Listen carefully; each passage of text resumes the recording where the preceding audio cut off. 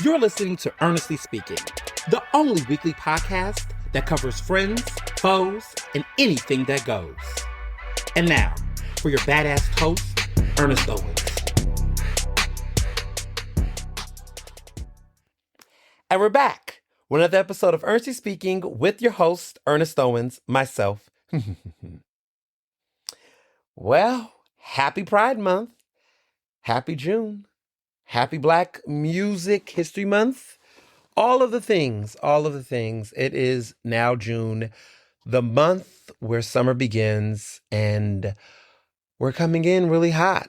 You know, I think about this past week, May, my goodness. It never felt like it was going to end. May was heavy. So much was going on. Lots of festivities. It ended with a bang. But now we have June here, you know, Odun Day, Pride Month festivities, Patti LaBelle, the Queen of Philadelphia. She's going to be making a lot of appearances, a lot of public appearances. She just turned 82 years old. She's got a new attitude, for those who know what that means. Gets that reference? She's headlining the Pride Festival this upcoming weekend. She is going to make an appearance at CCP's 60th anniversary celebration. She's got a lot going on. She's got a lot. Father's Day, Juneteenth, everything is happening in Philly. Wild Wild Welcome America celebrations will be taking place. We'll talk a little bit more about that later in the show. But there's a lot. There's a lot happening in Philly and around. Yeah. Roots picnic just passed. You know, it came, it went. People talked about Jay-Z performing. Yada, yada, yada. A whole lot better than it was last year. Y'all welcome. Daddy says you're welcome. There were still some lines, some craziness that was happening, some entrances apparently, but I wasn't there, you know. I was banned, which isn't a shock. I don't know why people were so shocked by that. I'm like, well, first of all, people listen to this podcast already knew, but there are people, I shared it on social media this weekend. I reshared it.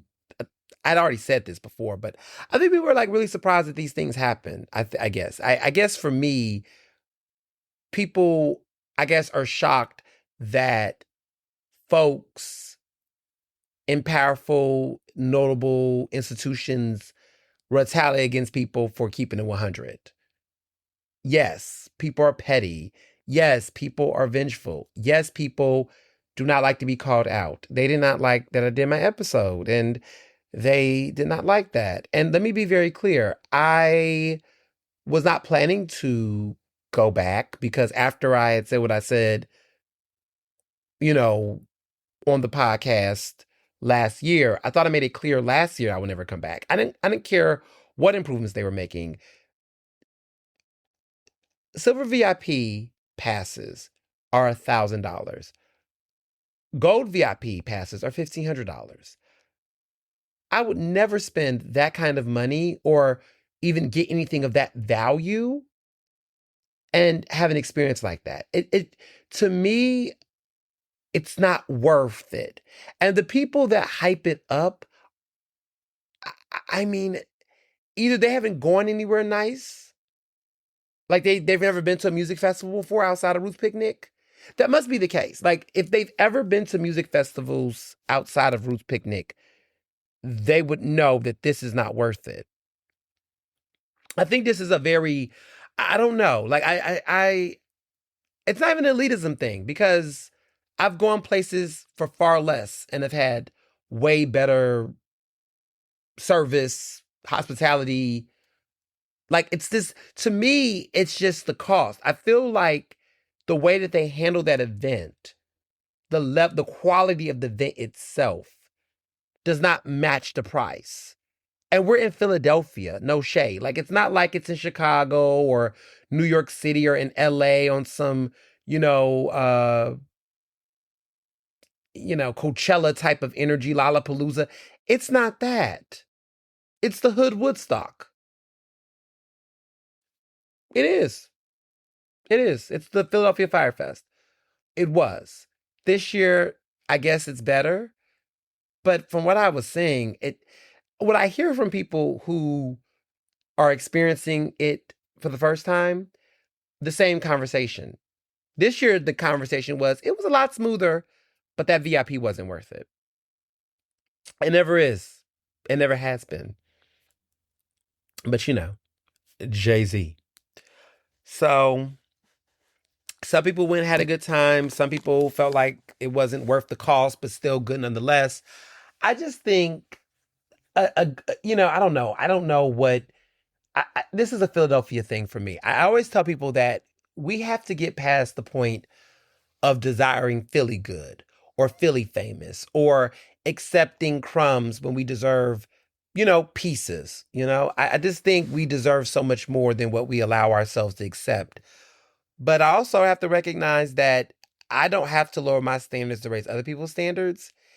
And I also don't have to like things that other people accept.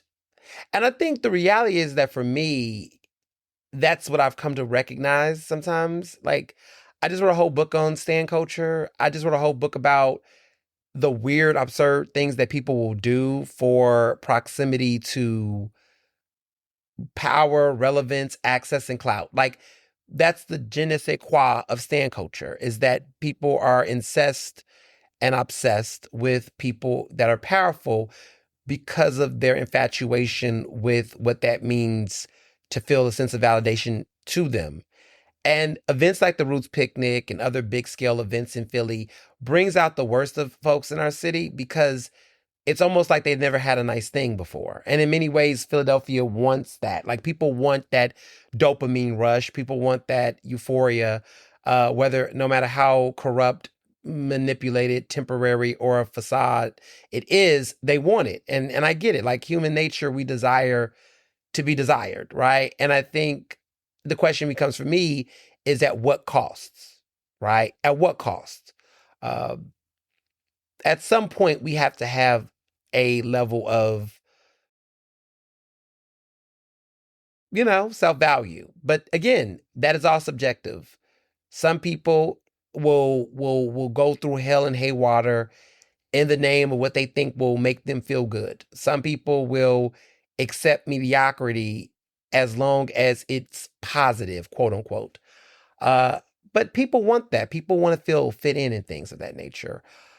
So I had a moment this weekend. I popped off a little bit. I had a very strong-willed statement that was not even initially what I was going to even talk about, but it kind of happened based on a several things. So Friday, I was out with my bestie Jamarcus and my homegirl Sharon. We went to Rodin Garden, which is outside the Rodin Museum.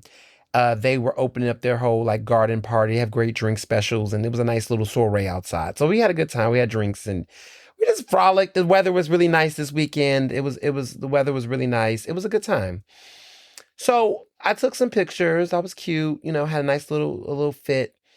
And in conversation, I just did a post and I was being cute. And I said, Roots Picnic where? They can ban me from the festival, but not from outside. It was just like a little tease. I was having fun. I felt cute and I posted it, right? So, again, I thought that this was like a known thing. Like, I kind of already, this has been a year. Like, I thought people knew, whatever. Some people did not know. Some people didn't know. People were shocked. I get it. I get it. Okay. You were banned? What? I'm like, yeah, yeah. But then there were people that were like, were you really though? Like, really? Like, really, really? I'm like, um, you think I would make that up? Like,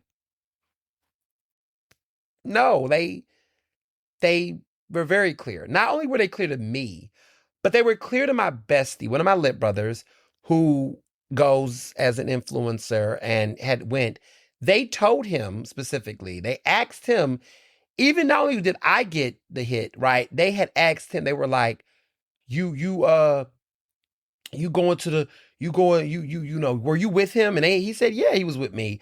And they were like, well, don't come back with him again. Like, don't under any circumstances bring him with you or whatever. Like, because I guess he was getting passes and things of that nature. But like, they were like, he can't come. I was like, well, baby, first of all, I have no interest in going back. I've been kicked out of better places. And for people who don't know what that meant, let me be very clear. Dinner and Blanc banned. NABJ been banned for 5 years. Um, Dinner and Blanc, I wrote a bad review about it and I really trashed it, which of course, and I have no point of going, but of course they've made a point to other people not to bring me under any circumstances. Cool. National Association of Black Journalists had did a whole podcast episode about that. Y'all can listen to that whole special edition. But I was part of the organization for many years after whistleblowing the leadership failures and issues that's going on with the organization. They retaliate against me and more things and whatnot. And so I've been put on a 5-year suspension. I have no plans of coming back to NABJ. Like, fuck that organization. I'm good. Okay. Gayborhood, there are certain bars that pretty much will not let me come after reporting gayborhood racism and racism there. Again, let me be very clear. Any place that I quote unquote trash, but AKA give a very, very frank, blunt review about and make it very clear I don't like it, is a place that I do not plan to return to. So breaking up with me before I break up with you don't matter to me because we're broken up. That's how I look at it. So yeah, I mean, that's the thing. So after I posted that, there were some people, some, you know, I guess they call themselves content creators, influencers, what have you, that was at a reception around the same time, Friday night. Friday night, I guess the Roots Picnic people, whatever, Brandon Pinkney, who's over there at Live Nation Urban, they threw some reception for them at South. There was fried chicken and things and food and whatnot. And they invited some Black influencers or whatever, content creators there. They had a conference there earlier that day and they did a mingle. And, you know, there were some things that was said in that space. You know, things always come back to me. And it's like, you know, it is what it is. And there were some people talking some shit. That's fine. It is what it is. But somewhere along the lines, something was given of, oh, he's bitter that he's not there. Oh, he's hating that he wasn't at this thing. And bitter? Hating? Why do we use the wrong words? Did I talk shit? Yes. Did I throw a shot? Sure. But bitter? We're not bitter. Hating? Hating. No, we're not doing that either. And so I thought to myself, wait a minute. I swear that the reason why you all are having those things is because Roots Picnic is on a huge image repair after the damage, I guess, I created last year. That the reason why the quality, they're even more mindful this year is because of people like my ass who raised, you know, my voice, used my platform to make it a point to demand better for the next group of people that go. I am not going again. And yeah, I got banned. And yeah, I paid the price. And I have no regrets. I would do this shit all over again. But I did it. I stood up for something. While all of you, several of you all, coward ass folks, you opportunistic hacks, because I said all of that and I stand by it. I don't care who's mad about it. If you feel some type of way, if you're a hit dog and you holler, please, by all means, please, roof. Because I don't hold back my tongue on any of this. Yeah, I stand by everything I said here today, yesterday, the day before. And nobody's bitter and nobody's hating because not everybody wants to be on their knee pads for a fucking pass at an overpriced, overrated event. Like, no, dear. That's for you. You need that. You need that. You need that access. You need to do it for your content. You need to do it for your relevance. You need to do it because you had nothing else to do this weekend. Baby, I was at Steak 48, honey, eating a medium rare New York strip with a glass of wine, a great cocktail, in the company of my besties.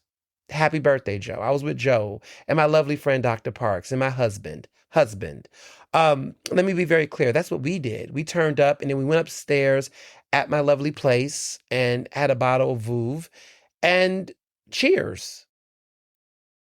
That's what we did. And my ankles and my knees and my body is not ached. I feel well rested. I wasn't in long lines for food because, bitch, I am the meal. And I enjoyed my weekend. I did. I absolutely did. I slept well. I fucked well. I had a good time. That's what I did. That's what I did this weekend. So there was no bitterness. There was no jealousy. There was no hating. I am happy that you all had a great time at my expense, because I did the work to make your experience better. Because if I didn't say anything, you all were not going to say anything. Oh, I know what you were going to do. You're going to continue to lie about the quality of that event. You're going to continue to fake like that shit was great last year, because that's what you all did. We were all struggling in that line last year. Many of us did. Some of you all got your friends to be fake and, slide you through the side, and that's what you did. Get it how you live. But a lot of us were struggling to get into that entrance, and we all finally made it, right? And when we were there, I remember several of you all who were at that, that south, right? Some of people may have gotten food poison, I heard, or what have you. I hope you're okay.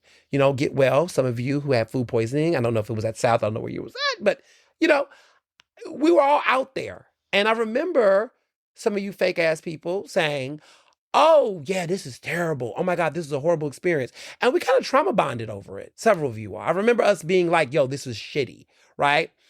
And I was like, yo, we all need to say something because this ain't okay. I'm the organizer, that organizer, Comrade Ernest on the case. I was like, we should all say something. Like, what would it look like if we all took a stand? This is me, journalist me, with content creators, realizing that content creators often don't take stands. They take checks. I get it.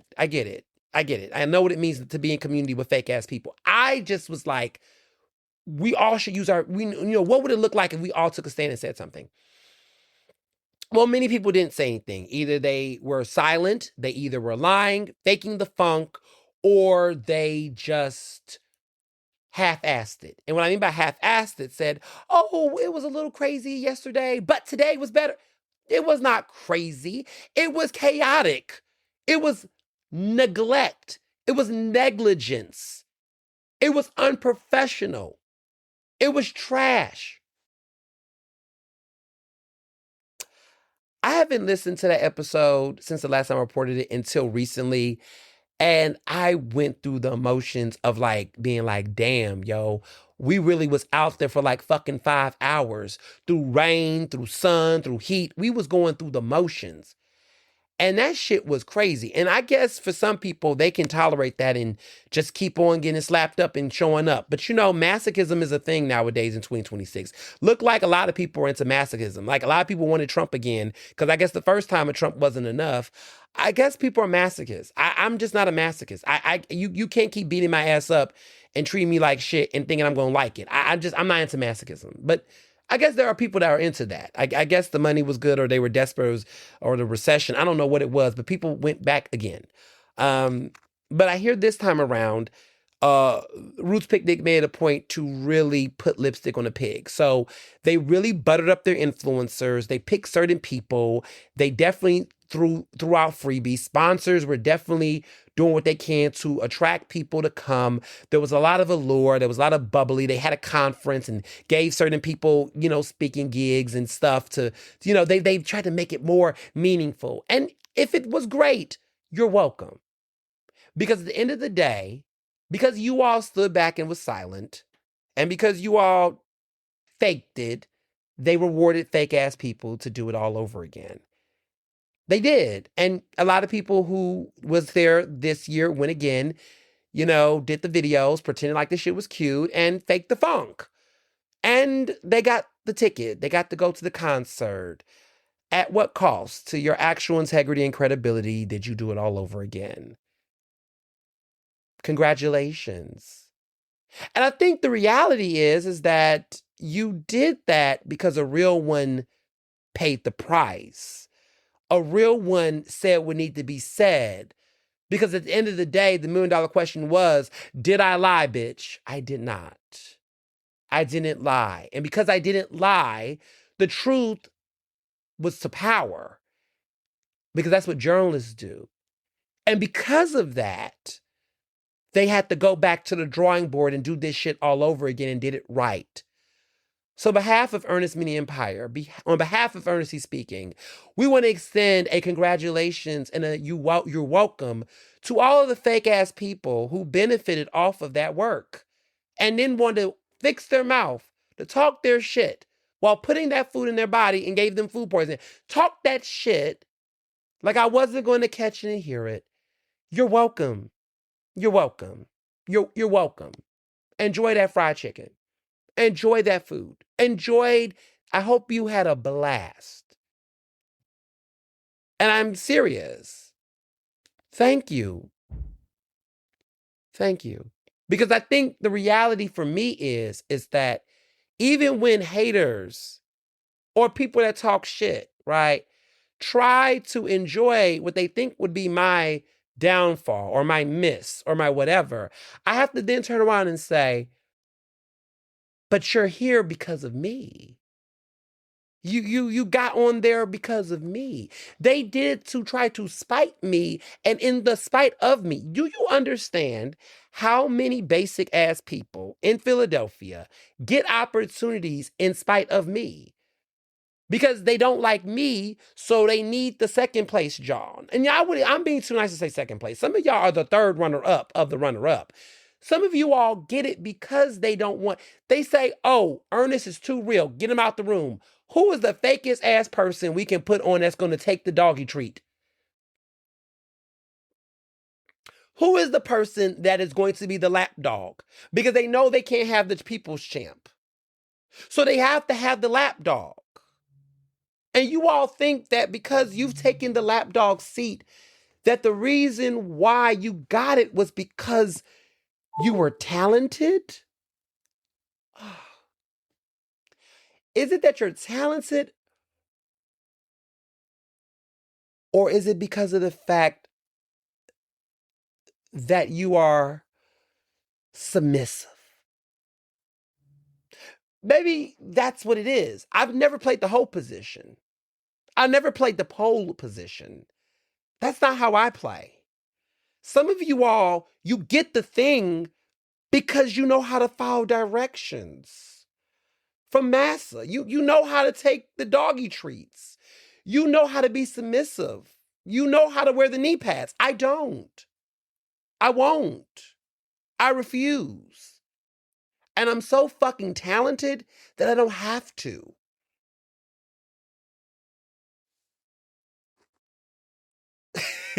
I'm going to pop my shit now. I guess Jay-Z was popping his shit on stage. I guess it's my time to let some things off my chest and pop my shit too. Since everybody wants to keep it 100, right? There are several people who are going to take the treat. There are several people who are going to be submissive. And in dominant spaces, I'm not going to be submissive. But some people, that's what you all do because that's the only way you're going to be able to be relevant. You don't know what it's like to actually buck through authority. You don't know what it's like to speak truth to power. You don't have a spine. You don't stand for anything. Somebody play that ether track over this. Like somebody play the ether track. Play the ether track. This is the part where the ether track plays because this is the read that I'm ready to read on. Now pull out the book. You don't have a spine. You don't stand for anything. And when the opportunity presents itself for you to stand up, you sit down. And you wait for somebody to accept your hand raise, if you even raise your fucking hand. So when a real one walks in the room, you better stand up straight. Because when I spoke up, you got a chance to go back and sit down. So you need to tell daddy thank you. Because all you bitches is my son. And I'm not talking about Phoenix. And I think that's where I have had to recognize in these types of moments what makes me great and will make some of you bitches feely good. Because the truth of the matter is that I'm going to always go against the grain for what's right. And it's always going to be sometimes a lonely path. Sometimes, right? But I recognize that when people say, why do you have this and they have that? That is why. That is why. Don't ever compare yourself to me again. Because you're not doing anything that is on this level and none of it is comparable. It's actually incomparable. And it's incomparable because you allow yourself to be compromised. I was on the 40 under 40 list. I was very fortunate. I went to Harrisburg this past week and accepted the award. It was a great honor. And these are the moments where folks like to compare. Well, why is he on it and I'm not? Well, first of all, these awards are subjective as fuck. I know what it's like to not be on these things, so I don't use them as a metric to define my value, but some of you all do. But maybe if you actually look at yourself and what you do, you should figure out to yourself, are you really doing anything that is submissive? Are you bucking against authority? You're submissive.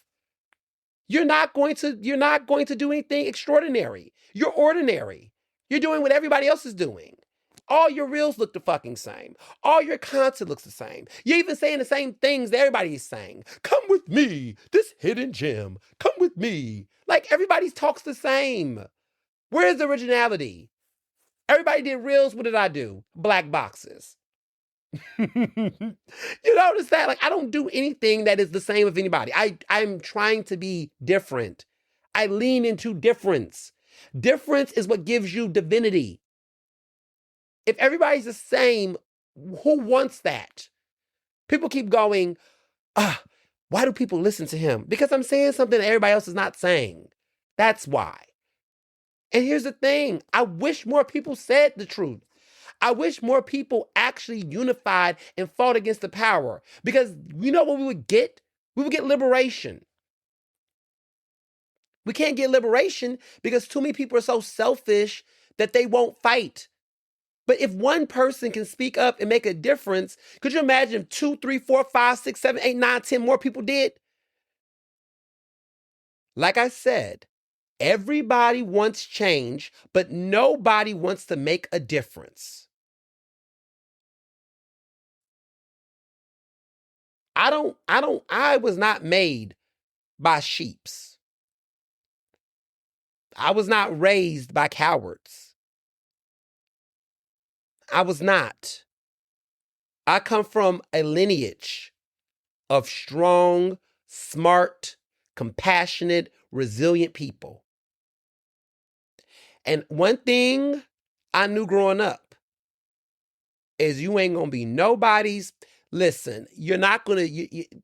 I learned several things growing up. 1, to love myself. 2, to defend myself. And 3, to stand up for others. Some of y'all don't even love yourselves. So you can't even do 2 and 3. Because if you don't love yourself, you're not going to defend yourself.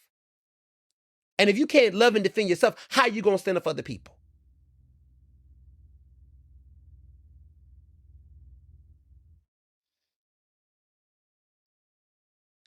Let that sit in. Because I see what's wrong. And I see what can be right. But I see a lot of people out here that keep talking about change and telling people to vote and speaking up. And you slacktivists, you ain't out here. You're not out here. You're not out here until there's a check.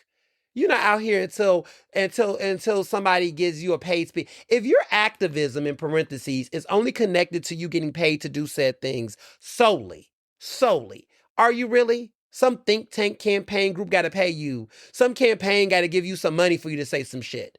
You know how much shit I just do off of the grip just for the people. Y'all don't even pay for this podcast. I don't even do the podcast for the sake of making money. I mean, I make money, but it's not. It's because at the end of the day, at some point, when are we in community and when are we on commerce? Some of y'all don't even know what community is. You're trying to manufacture it. You're trying to, make everything a commodity.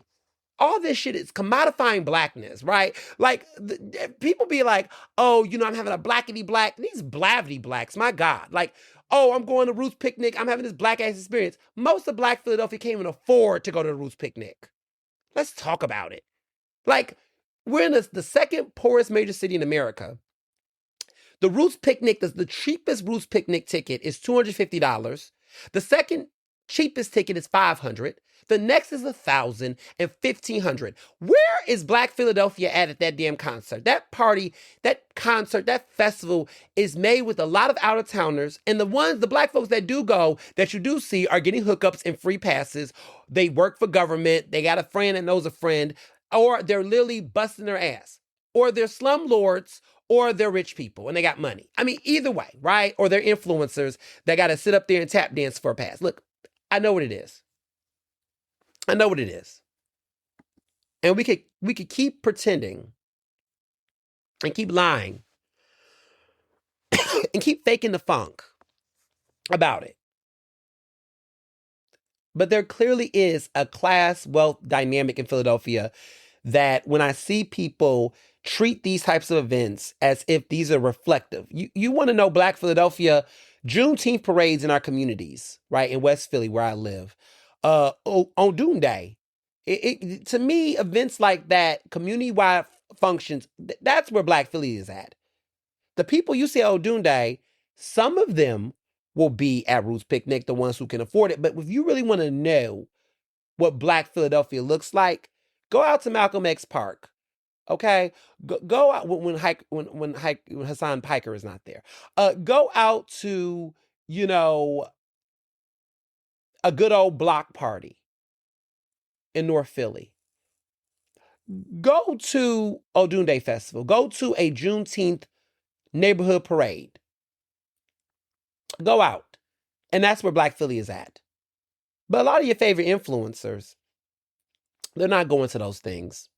They might go to Odunde because it's cute enough, right? Enough security. But they're not going to go to some of these other events. A lot of them, they're not going. They're only going to do the festivals. They're only going to do the things that are going to pay them and they can shake people down for. It is what it is. All I wanted to say is I'm not the one or the two or the three or the four. Okay? I'm not. And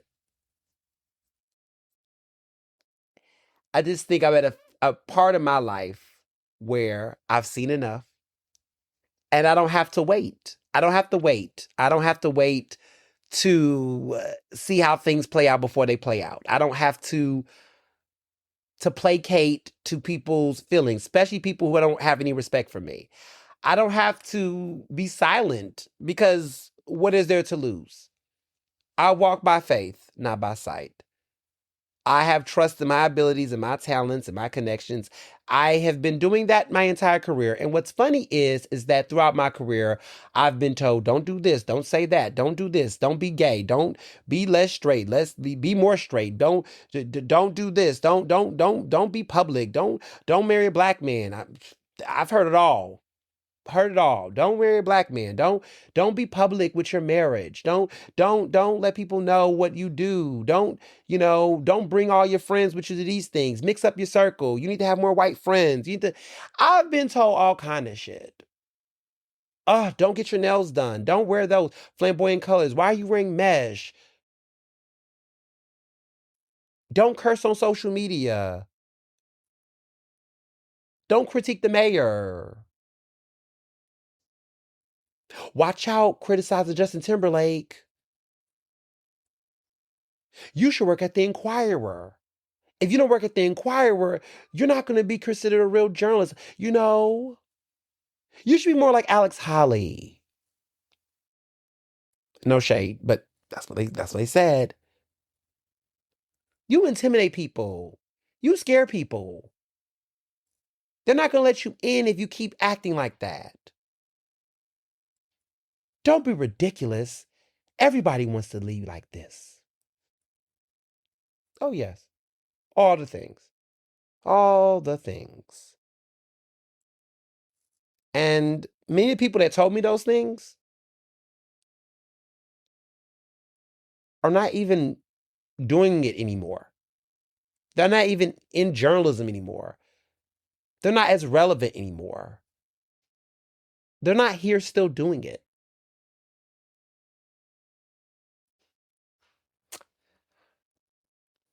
I've learned through time that karma is my girlfriend. She is the omnipresent that sees everything, even in my absence. I don't have to get back with people. I don't need to get back. I don't. I've learned that karma has always done it better than I could do it. She's a fierce one, that karma. She is. I let karma do her thing. I don't get too caught up in get backs and revenge and clapping back as often. I mean, karma has been the thing that I thought like I was like, oh shit, this is worse than I could have ever said or did back or whatever. I let karma do its thing. And over the years, I think many of you all follow me and follow this podcast has recognized the ironies that have shown up in certain ways with certain people who have done me wrong or done community wrong or fucked over people. I always tell people, you just have to have good intentions, good faith. If you move in good faith with good intentions and do the right thing, you will be protected. You will be in various ways. It may not feel like that. Like I've never, like this is a testimony. I'm testifying right now. I can tell you that I've never feared financial insecurity. I've never feared career losses. I've never feared like total collapse because when you move in a space of transparency and sincerity and good faith, the universe will always take care of you in some way. You could lose something and get something better. And every time I thought, oh my goodness, I used to fear like, oh, I didn't have this or this didn't happen for me. What's going to happen? Something will always show up in the weirdest ways. I'm not ready to tell every example right now. That's not this episode. But, when I write that memoir, there are moments in my life where if you just knew some of the things and then something will just happen, a phone call, an email, and it'll be like, whoa, whoa, whoa. If only you all knew. But just know that somebody like me is very blessed because I just believe that at the end of the day, I'm betting on doing the right thing all the time.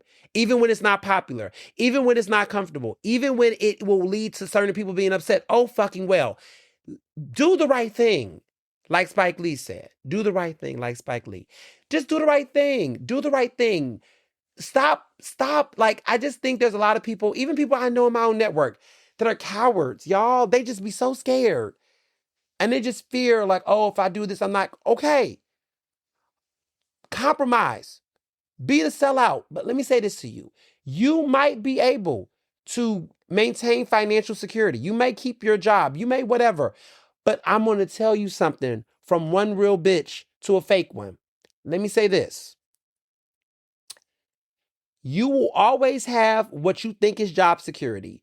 You think, right? You will always have the level of protection you think you might have. But let me tell you two things. One is that in this day and age, job security is always fleeting. You could be the biggest sellout, the biggest tap dancer, and you will still lose your job. You will still lose whatever you think you're going to preserve. That's the first thing. You may never be able to maintain it as much as you think you might, okay? Because there's always going to be a dumber one that's going to replace another one, honey. And you could get replaced every day. People dispose easygoing, basic ass people. It's the people that are like me who can't go the fuck away that it's hard to escape. But there are people that like to think that being quiet and staying on the sidelines is going to protect them. It will not. Your respectability, your silence will not protect you. Your complicity will not protect you. They will throw you away like anybody else, baby. Trust me, I know. You know how I know? Because the same people that are complicit as fuck are the same people that turn around and don't have the jobs. Can't keep a job. Or call me when they get chewed out. Then they want to go on record. Then they want to blow the whistle. Then they want to speak out and call everything out. So you had to lose your job. You had to get kicked out before you finally spoke up. I mean, hey, I guess if that's what it takes, right? The other thing I want to add, though, and this is the big one, is that even if, right, you have your little job or you have your little opportunity, whatever it is, right, and you chose not to say anything, how does it feel knowing that you're never going to maximize your potential? How does it feel to like know that you're never going to be as great as you really could be? That you'll never go as far because you've never taken your shot, because you never took your risk? I could never live with that. Like personally, I would never want to live with the reality of knowing that I chose never to do the fullest things I wanted to do, that I never went the highest length I could because of fear.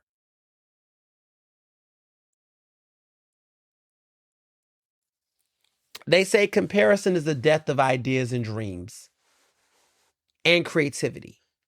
I say fear and cowardice is the death of purpose.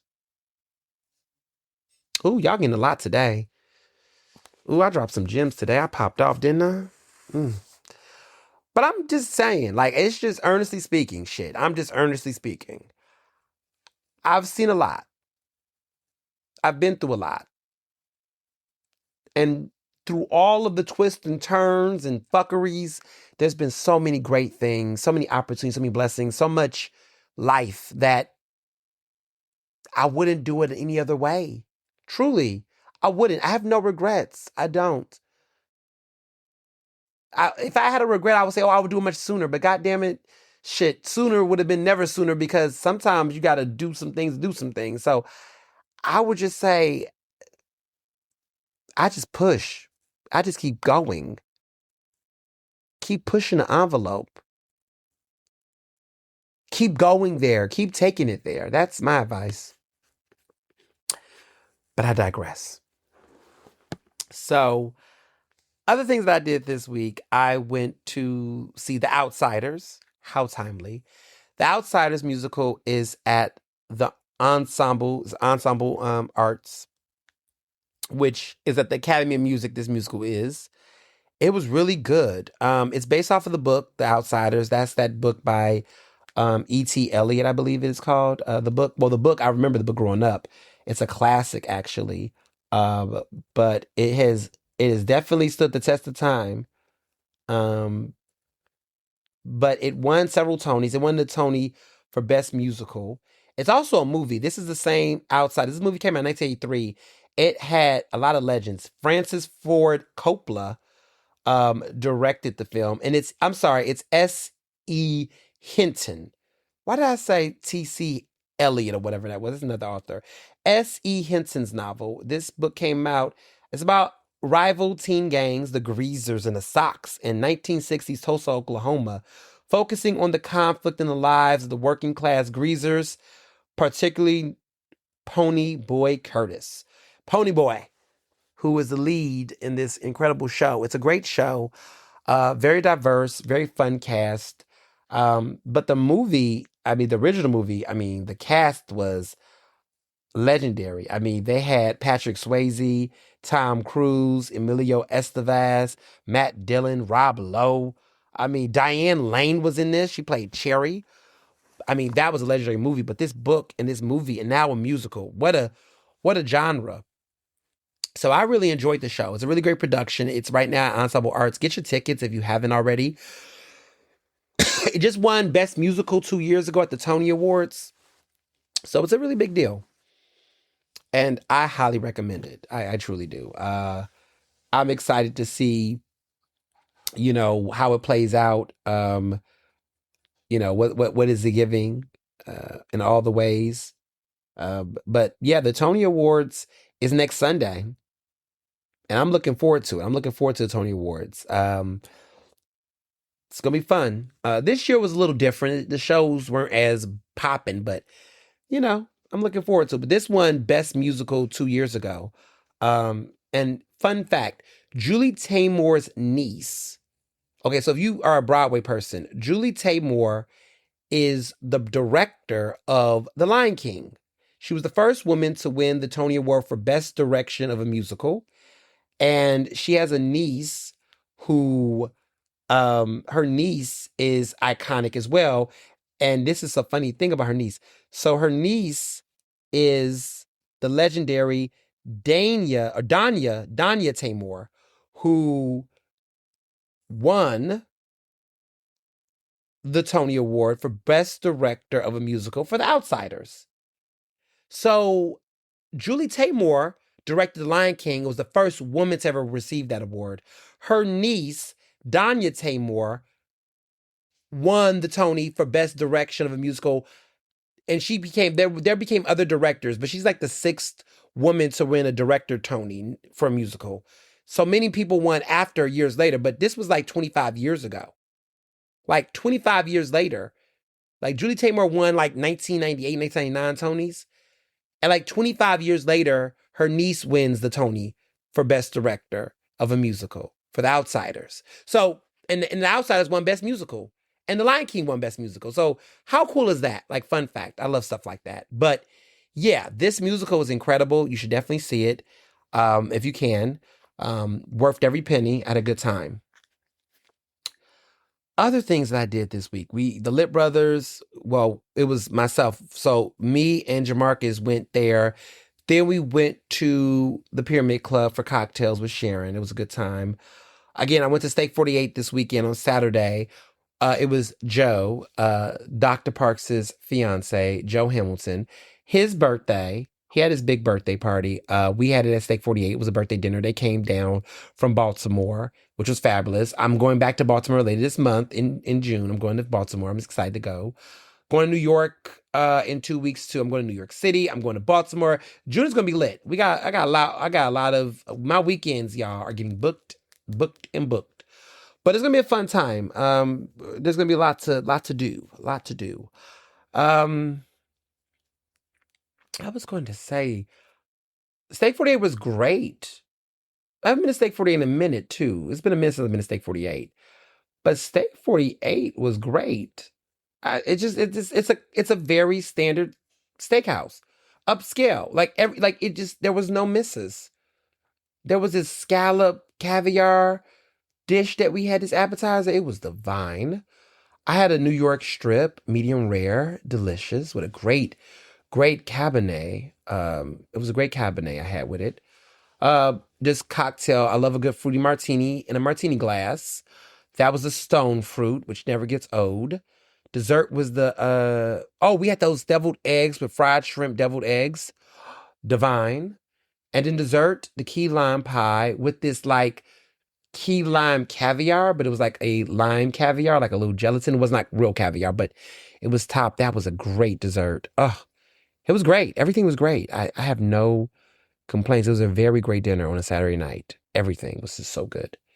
And we, of course, we had the shells, and we had the Brussels sprouts and the shells and cheese. It was just a great dinner. A great dinner. Top tier, no complaints. Fabulous time. Fabulous time. So, yeah, I was just thinking just now. I was like, oh wow, this was the time. It was a blast. It was a blast. It was a fabulous time. So other things that went down this week. Let me see. Look at my list of things. 40 Under 40 was in Harrisburg. Enjoyed that. Shout out to City and State, Pennsylvania for the honor. Bumped into some good people that was also being honored. That was also in the building. It was a fun time. It was nice to be honored.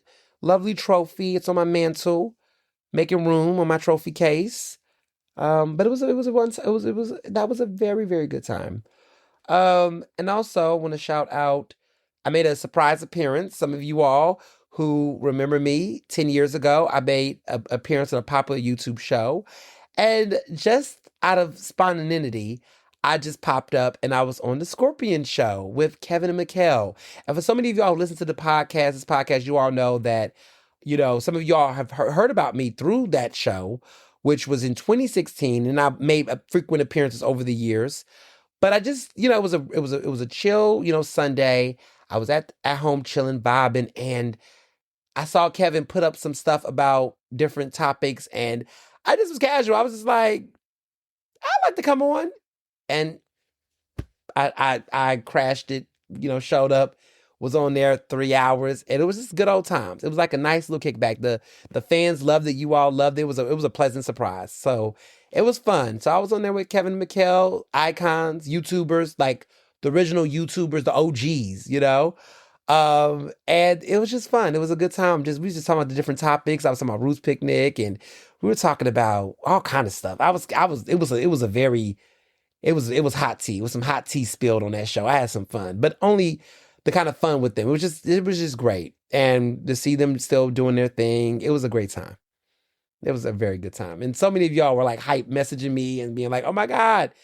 But it was fun. It was fun. And I'm gonna make it a point to come on a lot more, not like every month, every week, but definitely make it more periodically, at least twice a year. Because when I'm on that show, it's like catching up with friends from a long time. So it was just a very good show, an episode, and everybody was like, all we did it for the fans, we did it for you all, and their show was so fun. And I grew up watching the Scorpion show before I came to Philadelphia. That show came out, and they started that YouTube show in 2009. I came to Philly in 2010. I was watching it on YouTube in Houston.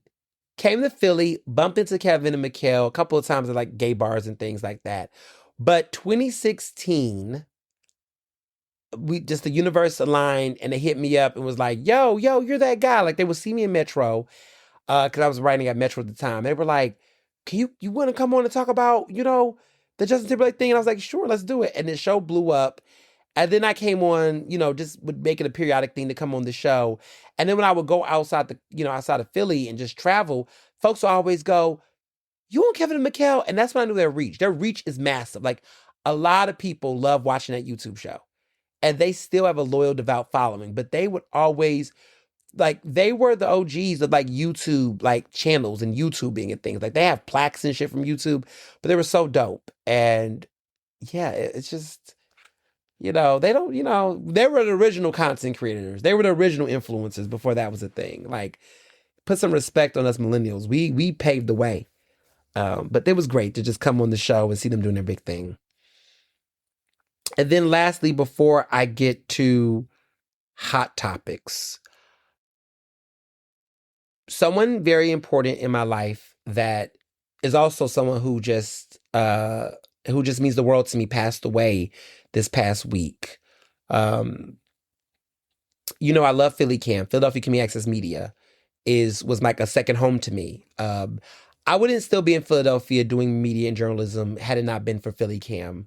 And I've talked about this before. Before there was Ernestly Speaking, the podcast, there was Ernestly Speaking, the show, the TV show. And before that, it was a radio show in college. But I did Ernestly Speaking as a TV show at Philly Cam at a time when I just wanted to experiment with my type of style of journalism and reporting and commentary and all the things. And Philly Cam was a space, and it still was space, where, it don't matter what side of walk of life you're on, what type of creative you are, they allow you the studio and space to be creative. They have a radio station, they have a TV station where they do shows and programs and things. And that was a space for me to be creative at a time where regular TV stations in Philadelphia were not giving me a platform, were not giving me a space to do my thing.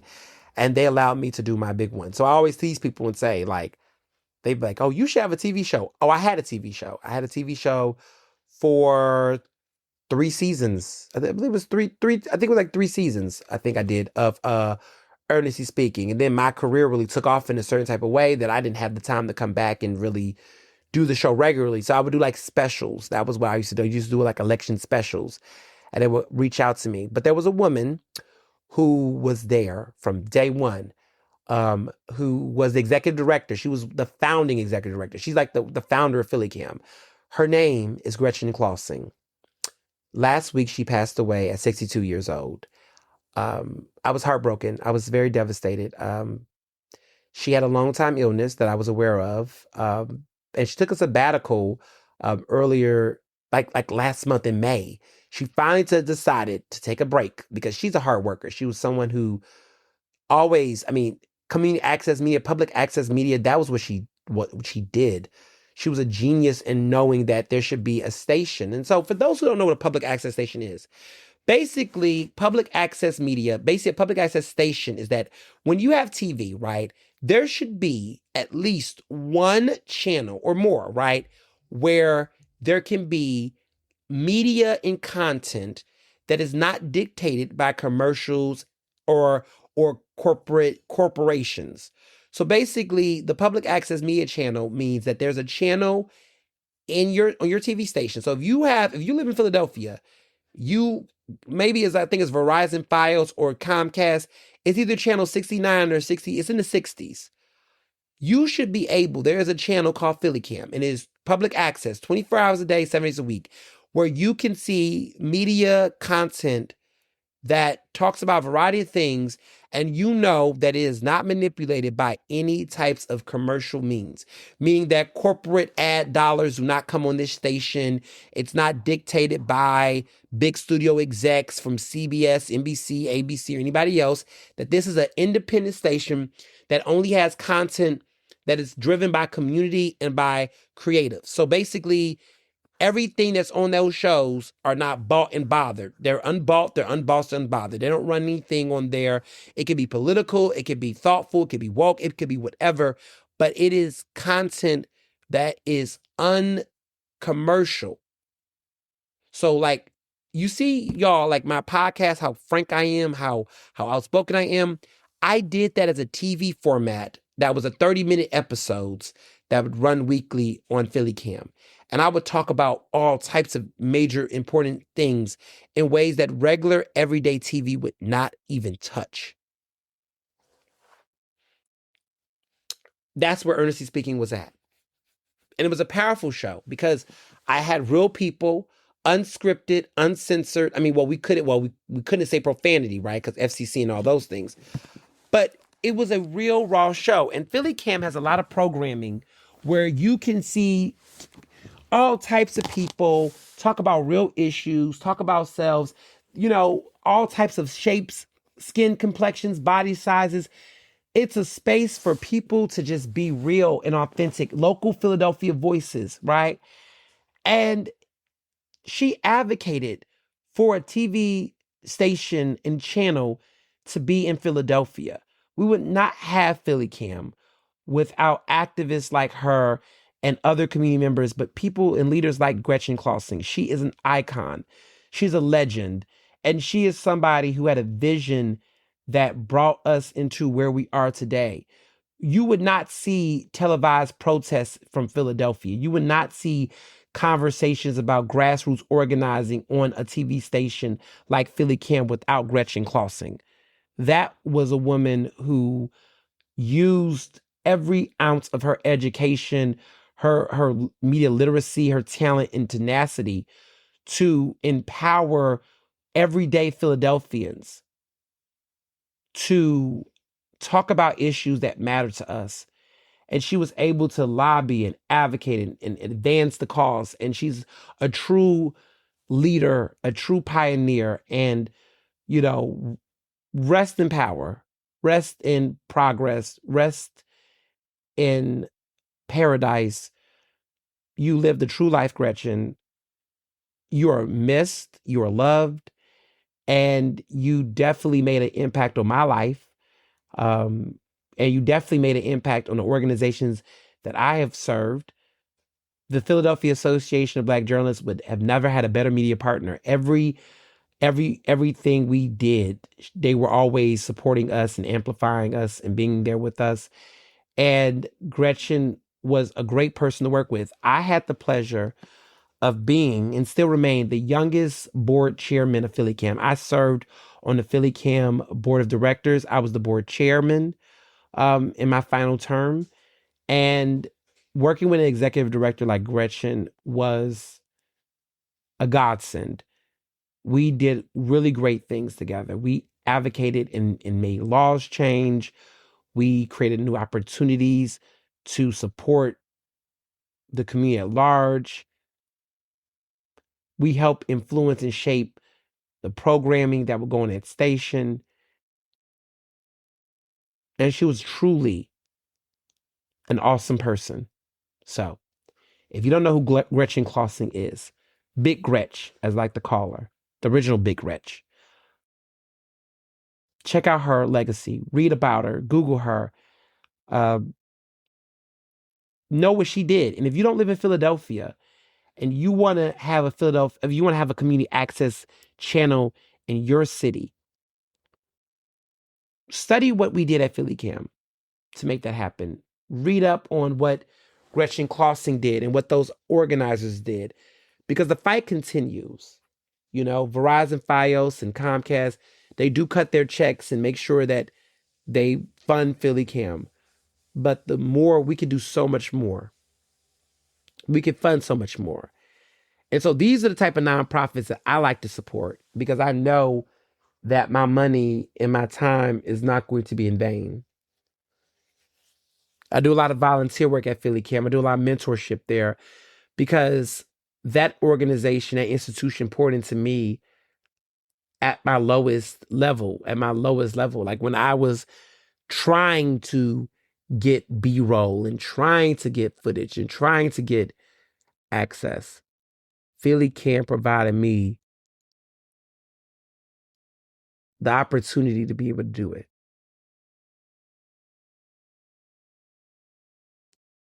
So yeah, rest in peace. That she's a true maverick and someone that I will never forget.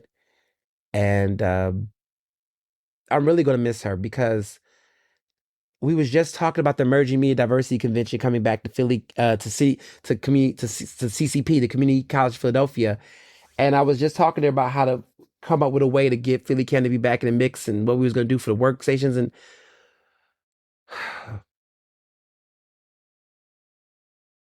one of the things I will say is that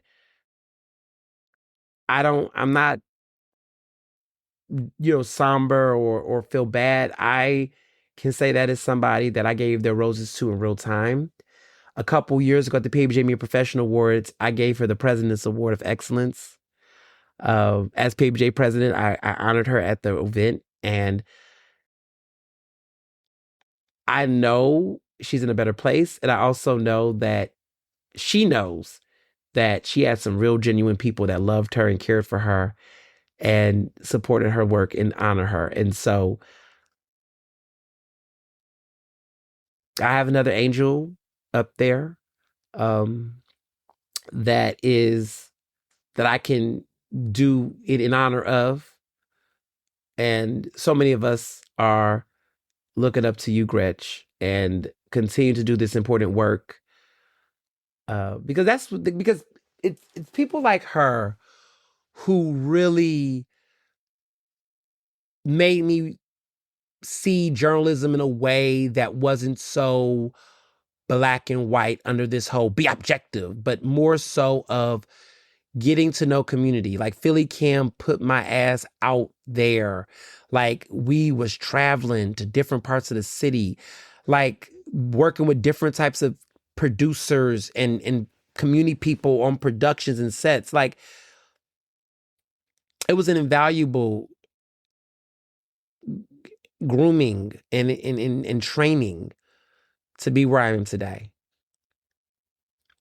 So I'm forever grateful, and I thank you.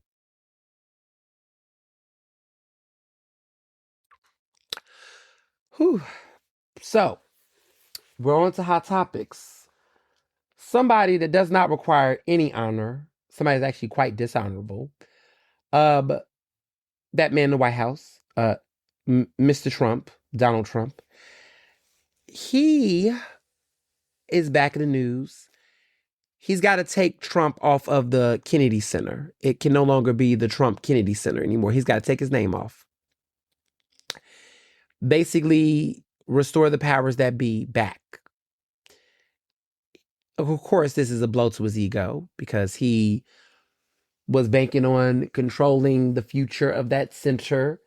And now his name must be removed. And now more power is being taken from his measly little hands. But if matters couldn't get any worse or better, depending on how you feel about it, for him, he's endorsed Paxton, who, for those who have not been following that contentious U.S. Senate race in Texas, there was a primary, there was a runoff between Paxton and James Corn. James Corn lost the primary. And so Texas Attorney General Ken Paxton, who is an extreme conservative. I mean, he is mega all the way. Now we see what's going on. It's a lot of controversy. Paxton is Paxton is the Republican nominee for U.S. Senate in Texas. The primary race is going to be later this year in November. He's going to go against the Democratic nominee, James Talarico, which, James Talarico had won his primary very clear cut against Jasmine Crockett. Well, Ken Paxton and John Cornyn, who was the incumbent, John Cornyn, of course, strayed from Trump. John Cornyn is the current incumbent. He just lost his primary because it went into a runoff. So it wasn't even a clear-cut win. It had to be a runoff. And that's what I love about Texas. Texas do runoffs. We do runoffs. If you don't have 50% of the vote, you can't be able to win. Everyone wants to talk about ranked choice voting. We're going to talk about that on this podcast episode about ranked choice voting. But I tell people the real conversation that people are not talking about with ranked choice voting is that it takes levels and levels and levels and levels versus runoffs is simple. If you don't get 50% of the vote, then the top two people have to then face off. So if Sherelle Parker and Rebecca Reinhart would have had that runoff race, I don't know if Sherelle would have won, in my opinion. I don't know. We don't know. But what we do know is Sherelle did not get 50% of the vote. What we also know is that Chris Rabb didn't get 50% of the vote. I do believe if it was a runoff between Chris Rabb and Sharif Street, I think Chris Rabb would have still won it because of how close he was. James Talarico didn't even need a runoff. He just won. You see what I'm saying? So it's very interesting. I think that Paxton is extreme MAGA. I think that at a time like this politically, Texas does have a strong majority registered Democratic voters. I don't think it's an easy bet that this is going to happen for him.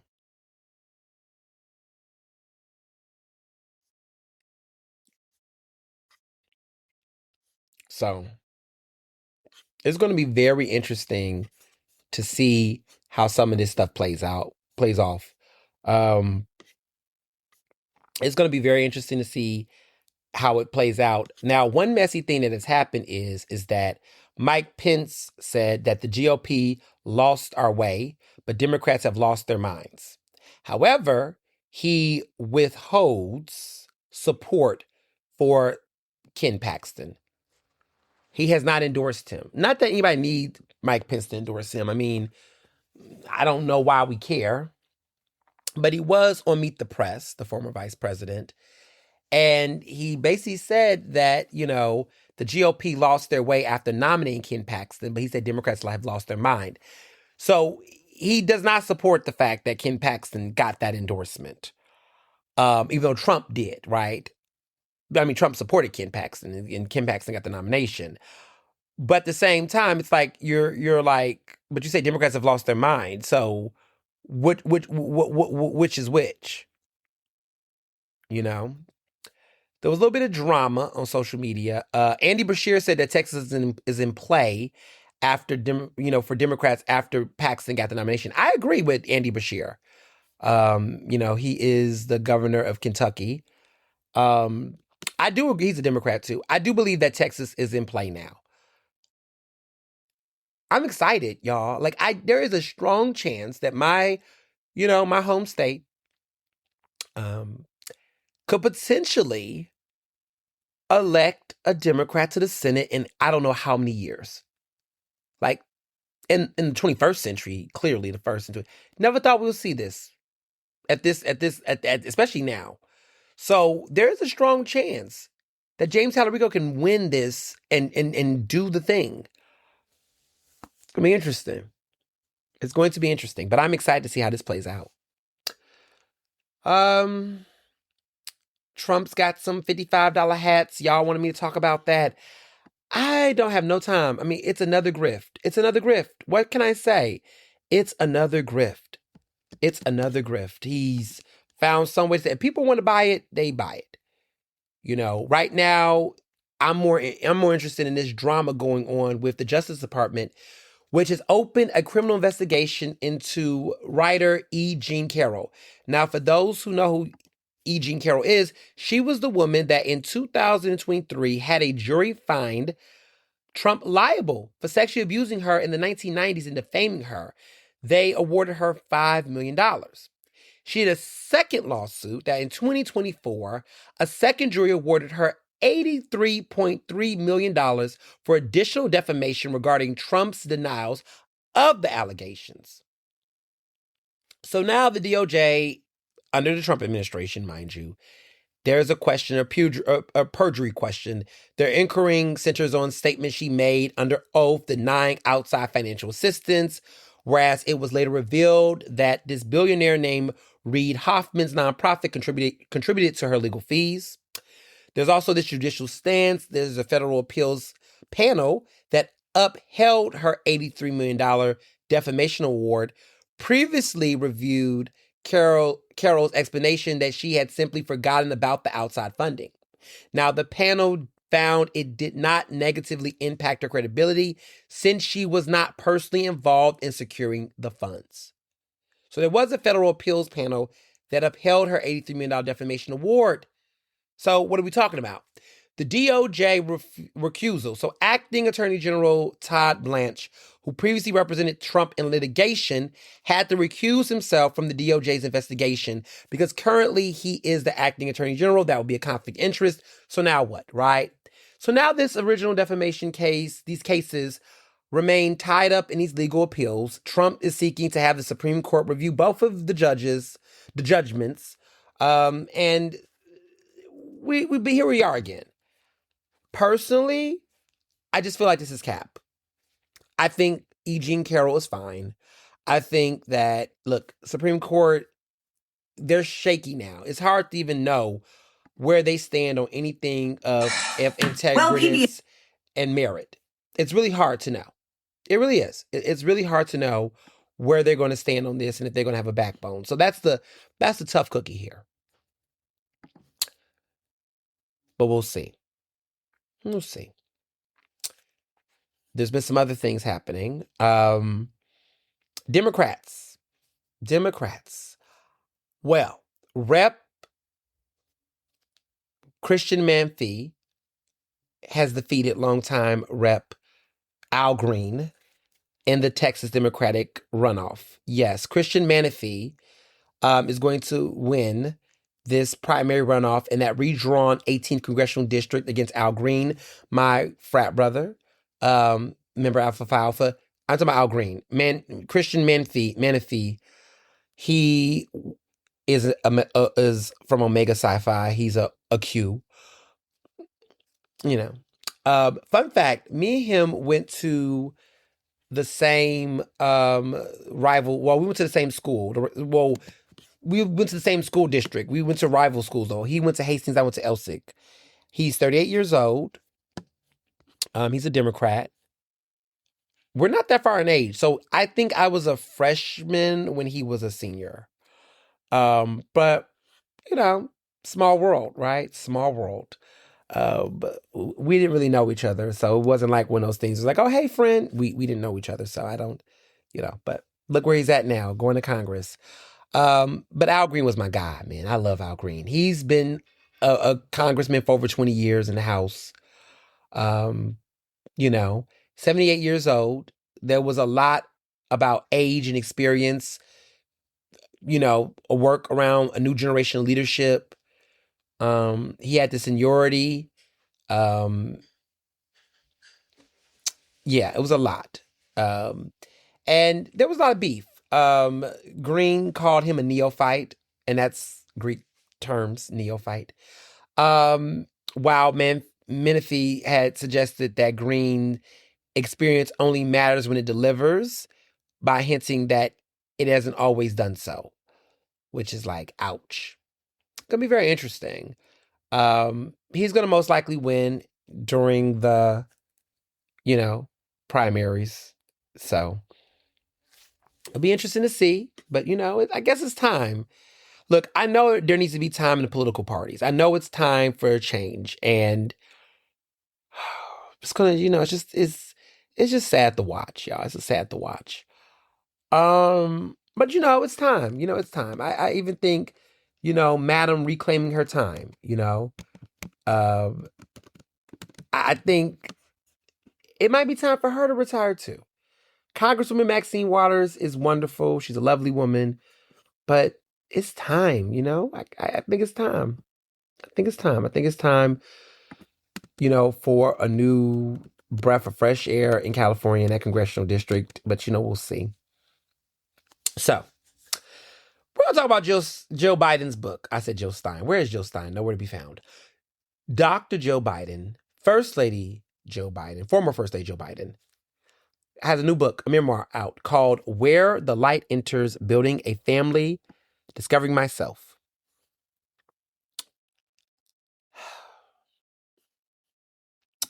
I read it.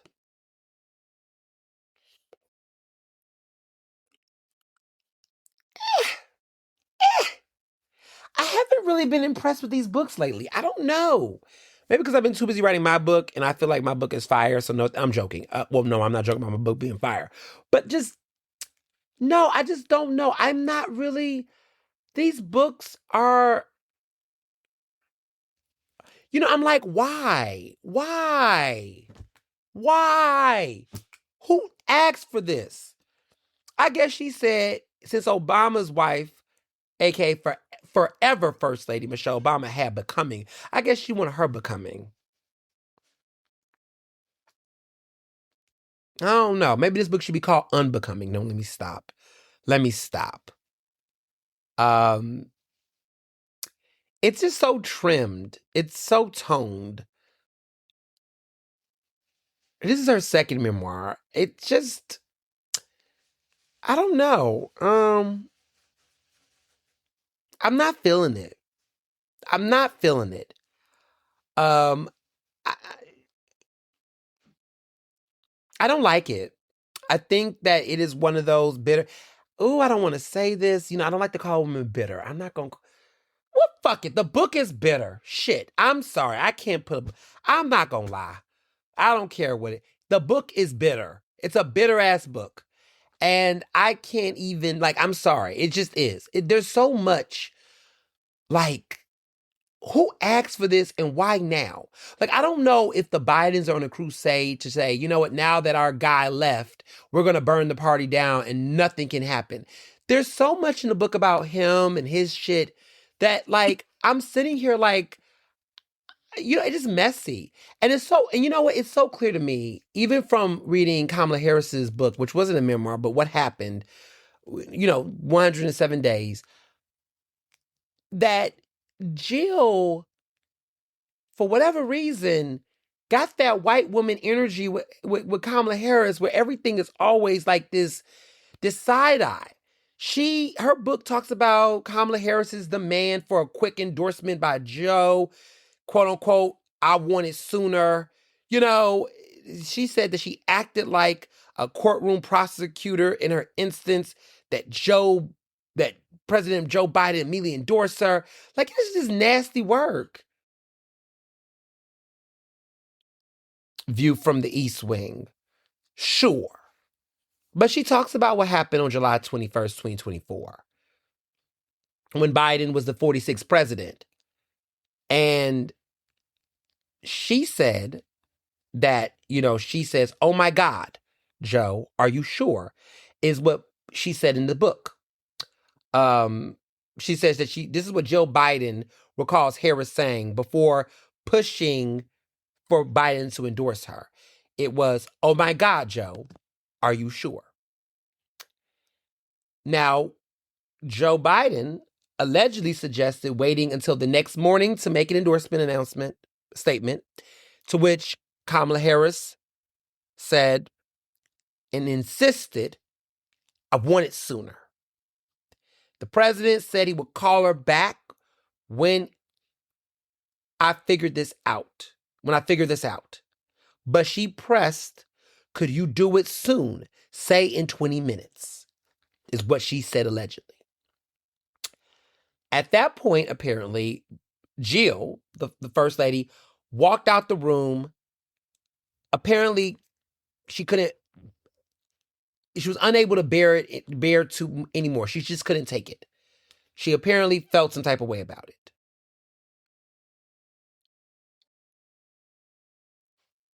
Yeah, lots of tension.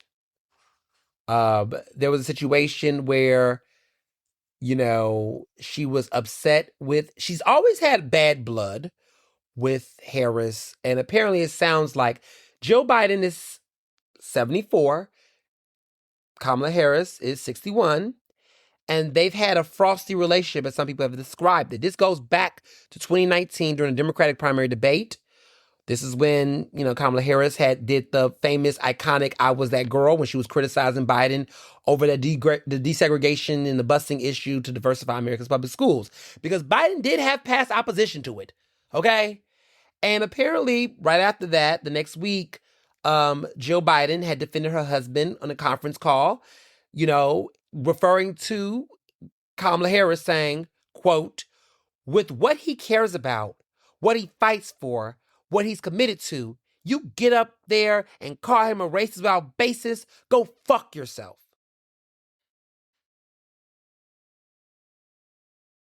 She even went further when he got the nomination and said, "There are millions of people in the United States. Why do we have to choose the one who attacked Joe?" Girl. So she's always had smoke for Kamala Harris. And I feel like this book is her opportunity to still punch and throw jabs. It's a thumbs down for me. So much of the book was a missed opportunity. Girl, talk about Hunter. Let's talk about Hunter. She talks about him a little bit. But there was just so much petty. And then the debate, let's not even talk about the debate.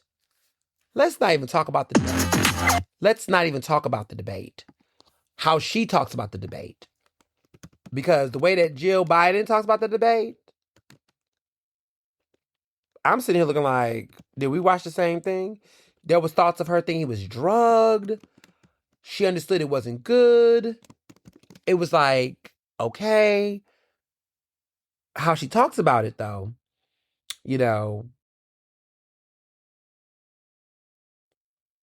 she admits that it wasn't good. But she was worried that her husband was drugged that night.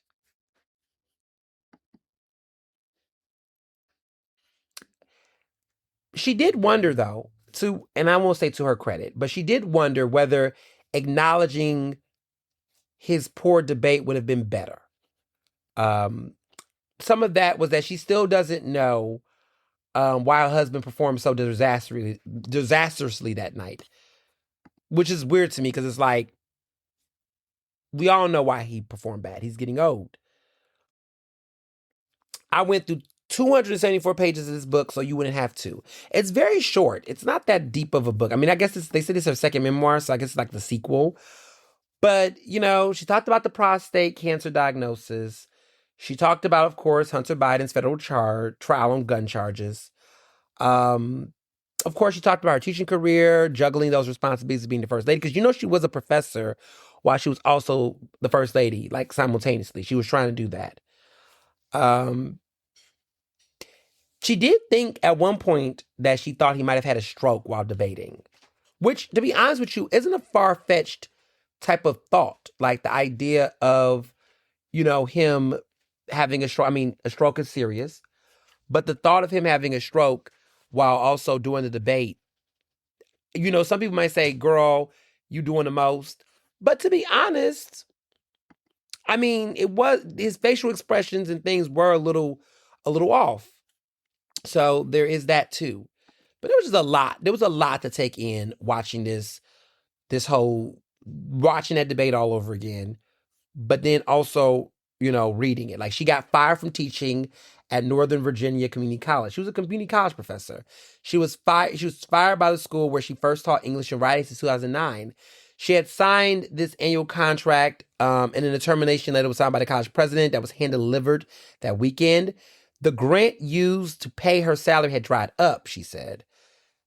She was hosting holiday parties at the White House, had to go from seeing emails about my firing to groups of children belting out jingle. This is all happening like during the time when she was dealing with the holiday parties when she got fired.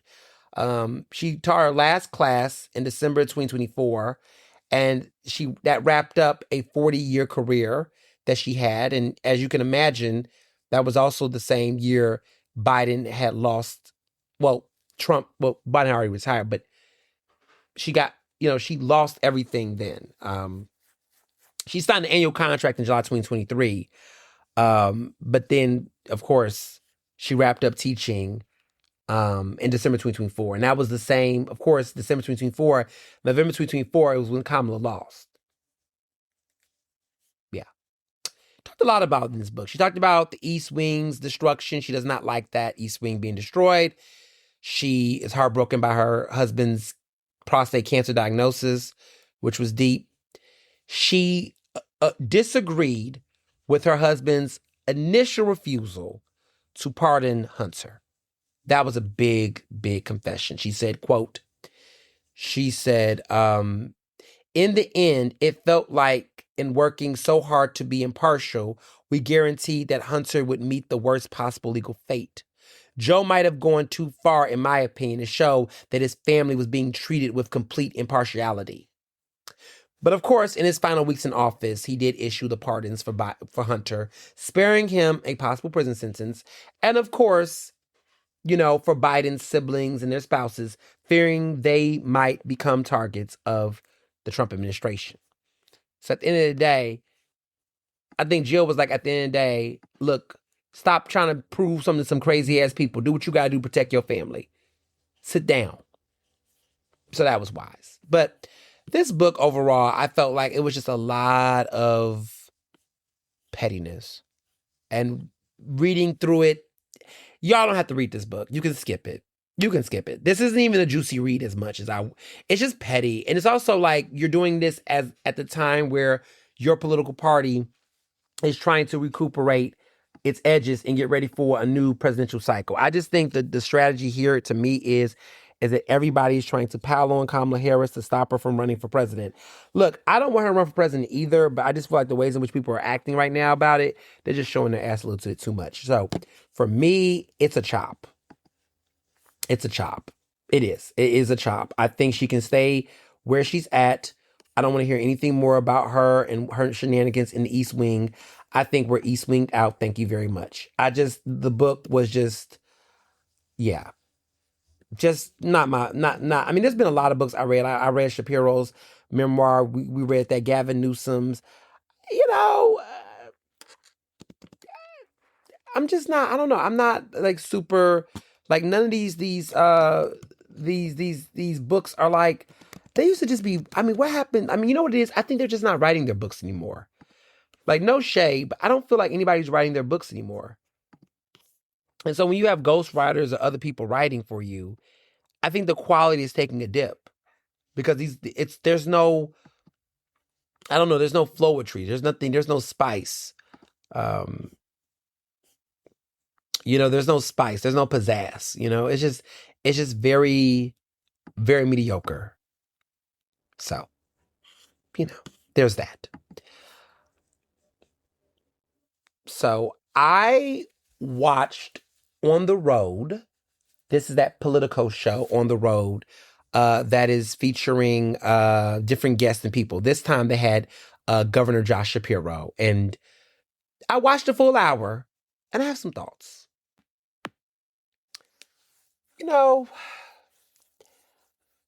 They decided to go to Angelo's, the host of this political show in Shapiro. They go to Angelo's.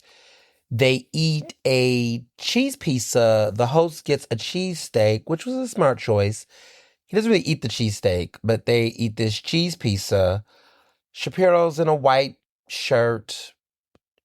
The shirt's is like folded. The sleeves are folded up. That whole thing. It's like the Obama twin look almost. But it's like the whole, we're going to wear a plain white shirt. And, he's drinking a bottle of water. And he's like eating his cheese pizza like he knows the neighborhood. And it's just, the whole setup. They're upstairs. He's not down there with the people. He's upstairs. He's in this, they're in this little random, I don't know, storage room upstairs of Angelo's in South Philly. And, he's eating his pizza and he's talking. He tries not to talk about 2028, but 2028 is almost inevitable. It's like almost, it's like, what are we talking about if we're not talking about that, right? He talks about the race, right? He doesn't make an endorsement for Congress, which in Philly, because he's got his good alibi, which is that basically a Democrat's going to win, so he doesn't feel like he needs to put his energy in an area that's super Democrat, pretty much is what his argument is. He's focused on races where there are real Republican challengers, and he thinks his influence can be able to do that. So that was his situation there.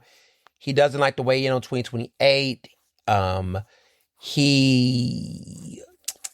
What else? I mean, it was such a very it was very flat. I think the host was trying to get things out of him, but also the host isn't from Philly or Pennsylvania, so he really don't know how to do the follow-up, right? So there were times where I was listening and watching and I was like, well, I would have followed up with this question then. You're being around the bush, sir. You're asking this question, but that ain't the real question. It was just, I get why these politicians like to do these national interviews, because the national reporters, the guy was well read. I think that a lot of these basic ass reporters in Philly would have probably asked the same questions, but I'm more kind of it's not the what, it's the how. And it's also preparing yourself for if this goes a different direction. And I think the art of an interview, I teach my students this at CCP, but what happens when you're dealing with a very tough source or interviewee, right? Shapiro is a very PR polished type of robotic type of guy. He likes to perform this authenticity that really looks corny and generic. And as the interviewer, you can get caught up in what he thinks charisma is to not get what you need to get. And I think there was a lot of just questions or answers that weren't fully fleshed out that could have used a little bit more seasoning. And also there were just a lot of missed opportunities to land him. And I don't know if that was part of the whole arrangement of the interview. You would hope that Politico, of all places, would just go for what they want to go for. He didn't push enough on the Bob Brooks situation. Hey, it's really hard for people to believe that Bob Brooks just made that up, right? You don't think that's okay. There's just ways that when you interview people, you could sometimes let them see your skepticism, which is healthy skepticism, that will then put them in a position to feel like they have to clarify or say more. Otherwise, it gets icy and cold. Again, it's an art of an interview. He just lets that slide.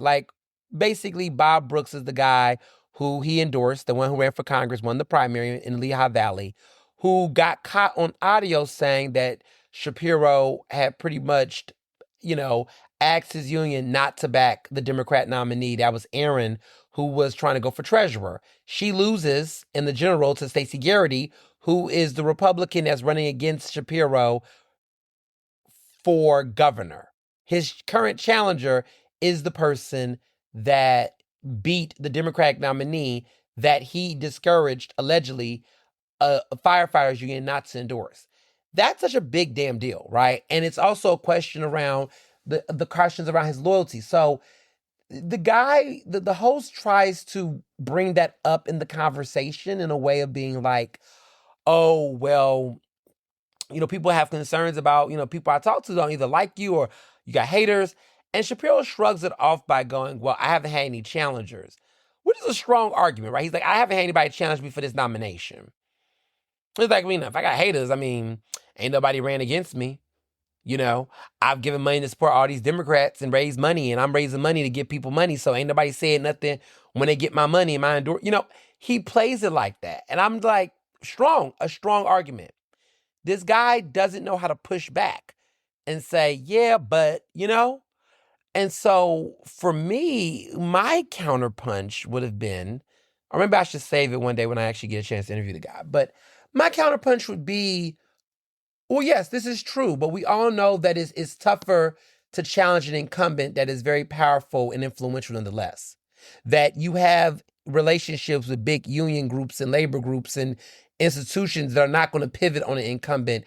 So, yeah, I get that you're saying, look, if you were so unpopular, why wouldn't you get a challenger? But let's be very clear, politically unpopular and personally unpopular, two different things. I think your critics are like, look, you're very powerful and you do have the mantle, but it seems like every time you try to run for something where you are vulnerable, that is when the snakes come out. That is when you get the major pushback. You were interested in running for VP. Clearly, that didn't work out. But here's the thing.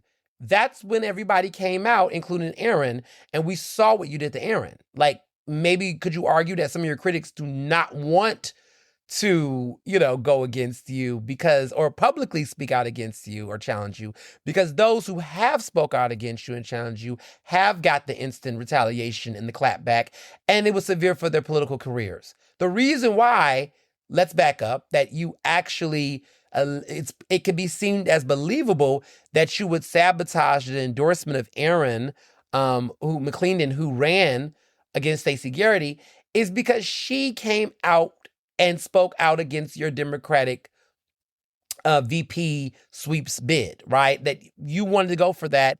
She came out publicly and critiqued it. It's also the same reason why you don't like Fetterman, because Fetterman was another one who did it. But you and Fetterman has had beef for years. And so it's not that hard to believe, one, that you have legitimate haters and critics and people who don't like you for various reasons of your own doing, your own actions, some of which you won't even admit to. And also, you're very still highly popular and powerful, which also makes it very plausible that they would not challenge you and critique you in the same way. So two things can be true at the same time. And that's what I was getting at. That's what I would have landed at with him on that. I would have probably said it as nasty as that. But eventually I would have not let him just rest on I don't really have a problem. People like me. I don't know who these people are. Who are they?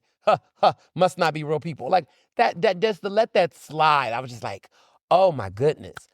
And now you see why people like Shapiro and Mayor Cheryl Parker won't do the interview with me. Because, I guess for them, they look at these things as about getting wins. And if there's no winnable option for them, then they're like, well, why would I do the interview? And maybe interviews are not meant to be gotchas, like win or lose. It's not meant to be a duel. I don't want it to be a fighting match. Maybe it's just about getting the truth. And maybe an interview would be fun when people would just be vulnerable, be open, and be honest about why they do the things they do. And be honest in a way that maybe, look, you can tell your truth, and maybe you can find a way to soften it, or maybe provide a reality that we don't know about that would probably, win different people over on your point of view.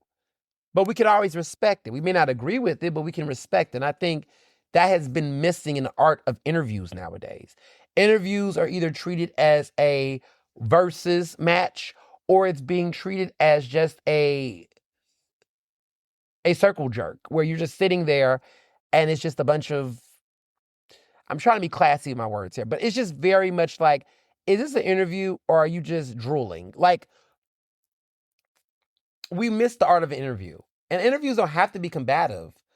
Most of my interviews I do as a journalist, interesting enough, are not combative. Like, I don't go out my way to do gotchas and bing, bing, bing, bing. It's more like, let's have a conversation. Let's have a conversation where we can get clarity information on major issues that impact people's lives and their futures and politics, right? Like, the goal is never to come into an interview to be like, I'm going to get you. I'm going to blah, blah, blah, blah, blah. Like, if I ever got a chance to interview Cheryl Parker, um, it wouldn't even be like that. It would just be like, hey, hi, how are you doing? I always start off with a warm-up question. It's like, how are you feeling today? Because I want to get the temperature. Like, you having a bad day? You feeling better? You feel relieved? It's been tough? Because that lets me know the framing of how this conversation is going to go. And I sincerely mean it when I ask somebody, how are you feeling? How's your day? If we're having a deep dive interview. Because I do think that matters. And I think the listeners need to know that too. Like, when we start this conversation, I don't want it to be something where I'm coming in highly enthusiastic and hyper as fuck, and then you're like low energy. Like, let's figure out where we are before we start. And then let's get into it.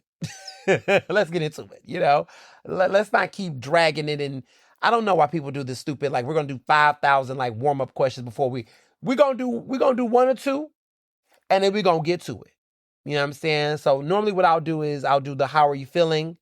And then if there is like an immediate like moment that is of special significance, like a birthday, a wedding, you got an award or something, then I would kind of lead in with that.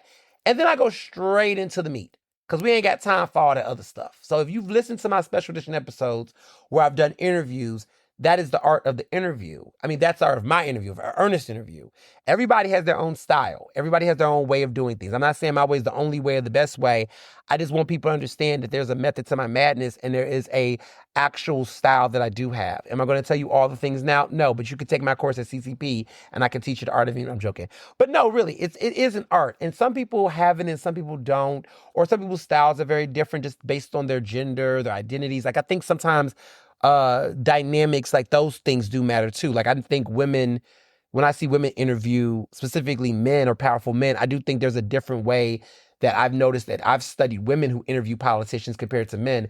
And I'm not saying that one is better or weaker or less or whatever. I just think there's just a different styling. I know. And I think it's just different for different people. Because Shapiro is aware of me, he knows what I do. We don't got to do the pleasantries that long. The way that myself and Mayor Parker, our interactions and things we have, right? I don't got to beat around the bush too long. We gonna get to it. But at least I think as a Southern man, as a gentleman, there's a certain way that I am going to always maintain a level of professionalism, a level of properness, even if that isn't necessarily given back to me. As you all know, I've had fraught interviews that went like left, really fast. And you just have to, you do what you got to do. You got to get what you got to get. And, it is what it is. And you can have pleasant interviews, surprising interviews that start off really rocky and then end on a very even pace or respectful ending. Like, I've had all of the types of interviews and you have heard them, and have had them opportunity to. It is a skill that I have loved doing. It's one of my private talents that I think as I've gotten older, I do more of. Because sometimes people don't think you can do it. It's not that I want to prove people wrong or anything, but it's like, folks be out here do not think I can interview. I was like, what?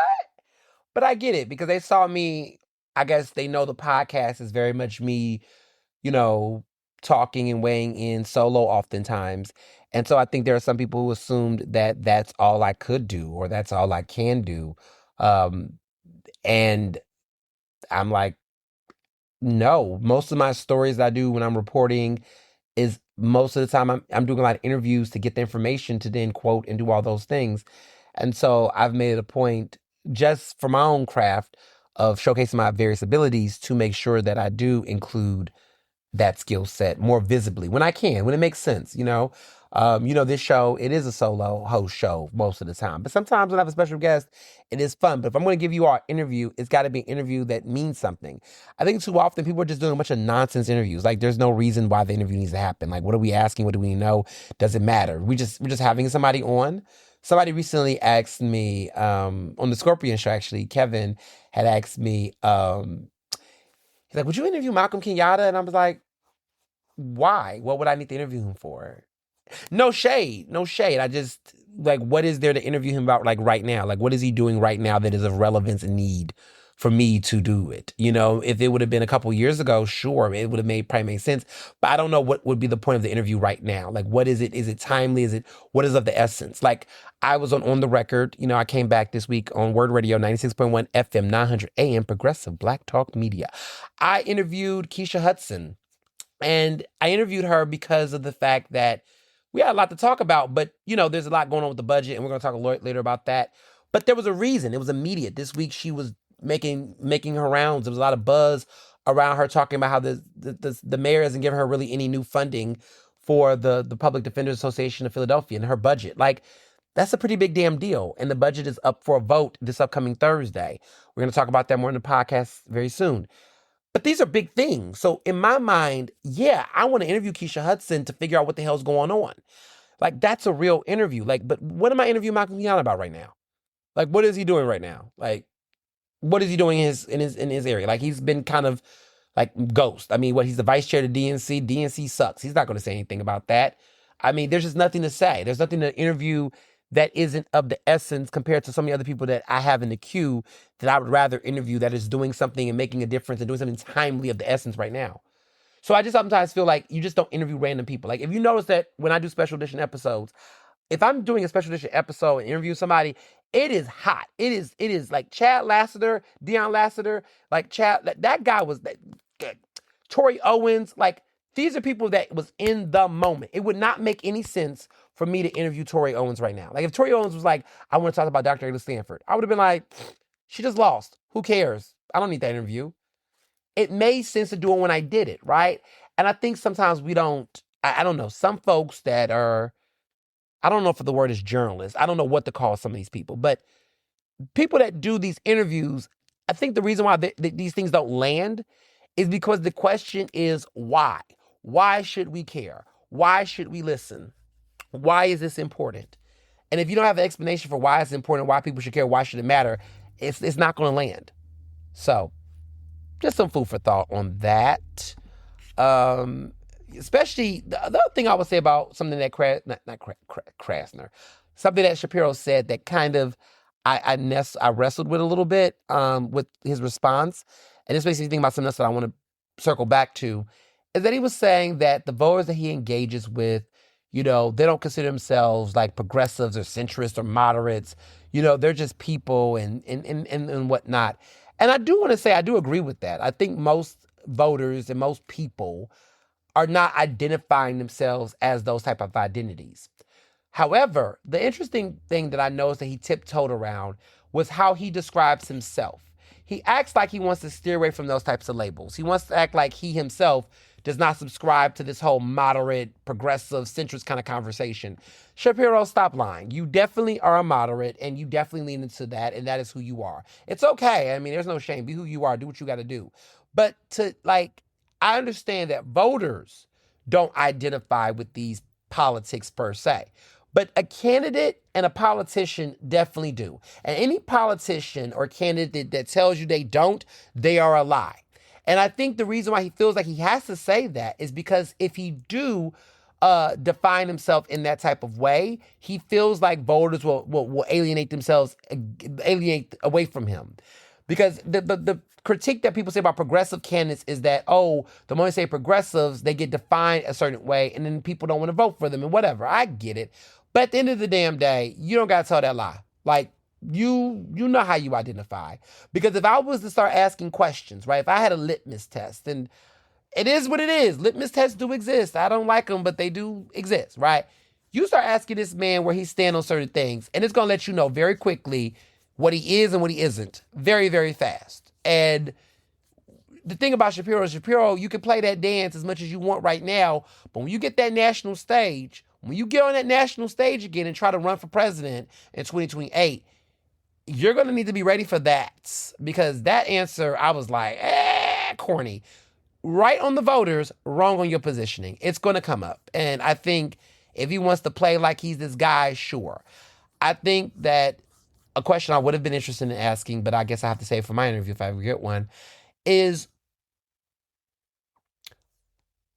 how he placates to, like, if I was to do that conversation about moderate, centrist, Democrat, I would then say, okay, well, can you understand why people do view you a certain way based on certain actions you've had? Do you not feel like you do pander to right-wing voters, conservatives? You do talk a lot about how you can win Trump voters. Well, what are Trump voters? If Trump voters don't have an identity, you just gave them one, right? What does that look like, and how does it look like appealing to them? What does that mean? At what extent do you compromise your quote-unquote liberal views to appeal to a conservative? Because you said Trump voters, not I. What is a Trump voter? How do they vote? What are their politics? Because they clearly have politics, right? And if that is the case, what do you do to get them? And do you not see how when you do those things, you alienate people from within your own base? Y'all, they don't want that interview with me. But baby, I would have had that ass. That's why I didn't get the interview. That's why I don't interview these people. Because I would not let that man slide on that question. I'm sitting there like, maybe he had not to answer the question. Maybe he knows Shapiro would have cut that shit short and would have left. But let him walk out. It would have been beautiful TV. It would have been beautiful TV. I would have sat there and been like, look at him just walking out. So it was very messy. It was a very messy thing. I also want to add that one thing that stood out to me about that interview is that he, in so many different ways, suggested that he thinks a governor will be the best idea for president. He thinks that the next U.S. president should be a governor. No shot to you Congress people, no shot to you senators, but his mindset is that governors get shit done. How convenient. And he's not just talking about himself. He's just talking in general. He's talking in general. But he gave praise to Wes Moore, who I like a lot. And I think it's obvious that Wes Moore isn't trying to go for president. But I can definitely see Wes Moore going for VP. Gretchen Weimer, by the way, recently said she wasn't running for president, then turned around and entertained it like you never say never. And it's like, girl, I feel like Gretchen Weimer and Wes Moore are sitting in the VP nomination seat. I think that those two are not going to run for president. Gretchen Weimer is not running for president. I think that those two are thinking about, look, when VP comes this time around, let's figure out what that looks like, right? I don't think they're going for president. I think Wes has got a lot going on in Maryland. I think he wants to do that. I also know he knows the climate. The country is not going to elect a black man. They're not going to elect a woman. Let's just be real about where this country is at. Like, I'm not even gonna play these games. We gotta stop, But I do think a strong Democratic presidential nominee with a person of color or a woman at the VP slot seems to be a desirable ticket. So I think that will happen because Democrats are not going to be able to put up a straight white man and then go, okay, we're going to do another straight white man and think that shit is cute. So clearly they're going to go with a white man. That's my take. It's going to be a white man. And then they're going to go with a VP pick that is either going to be a woman or a male of color. Bingo, bada boom, that's what it's going to look like. If I'm wrong, tell me I'm wrong in 2028. But I feel like that's where we're headed. And I'm not necessarily against that because I'm at this point, I'm not about to play with white voters. I'm not about to play with white voters. Y'all are so flip-floppy. Y'all so, you got a mercurial sense of voter appetite for chaos, debauchery, and democracy. I'm not playing with white voters this time around. Yeah, I'm not. That's why when I keep hearing this up and down all around about Kamala Harris, y'all let that woman rest. She served as vice president. Y'all couldn't respect her then. She's given her all. She's done a great job. She's made history. We love you. Do your thing. Write another book. Chill out. Endorse candidates. Put some money behind them. Influence the race, but don't get back in the race. That's just my personal take. Y'all can go debate your cat. This woman has ran for president 2 times, and she's got in the vice president seat. She good. Like, that's just what it is. Like, Hillary's never going to be president, and that's okay. Hillary's accepted that. She made history. She was the first woman to ever win a major party nomination in American history. In 2016, she achieved that. She's good. Like, don't call any of these women to run, okay? Just don't. Don't call these women. I'm not saying a woman, but don't call for these women. If you want Gretchen Weimer to do it, Gretchen seemed like she unsure. And I can understand why. But AOC, okay, AOC, let's see what AOC gonna do, right? There's speculation AOC is gonna do it, right? And that'll be fun to watch, right, if it happens. But I think the Democratic Party largely is going white male, man of color, or woman. That's where it's gonna go. It's not going to go any other different way. That's just what my senses. That's where my spidey senses are at. And then, of course, Republicans, watch out. Republicans might play that game, too. Republicans might put up... I don't think Marco Rubio is going to do it. They keep talking about Marco Rubio and J.D. Vance. You got to remember, them damn Republicans are racist as shit. They're not going to put Marco up there for president. Now, I could see a case where they could... Well, I don't know. They might play identity politics. They do got the lead with that. I could see it, but I could see a situation where Marco Rubio is a VP pick. And that wouldn't be a bad VP pick. It would not be. I can see a reality where Marco Rubio is the VP pick so that they can play the Latino card. Because Republicans have been doing well with Latino voters. We can't deny that.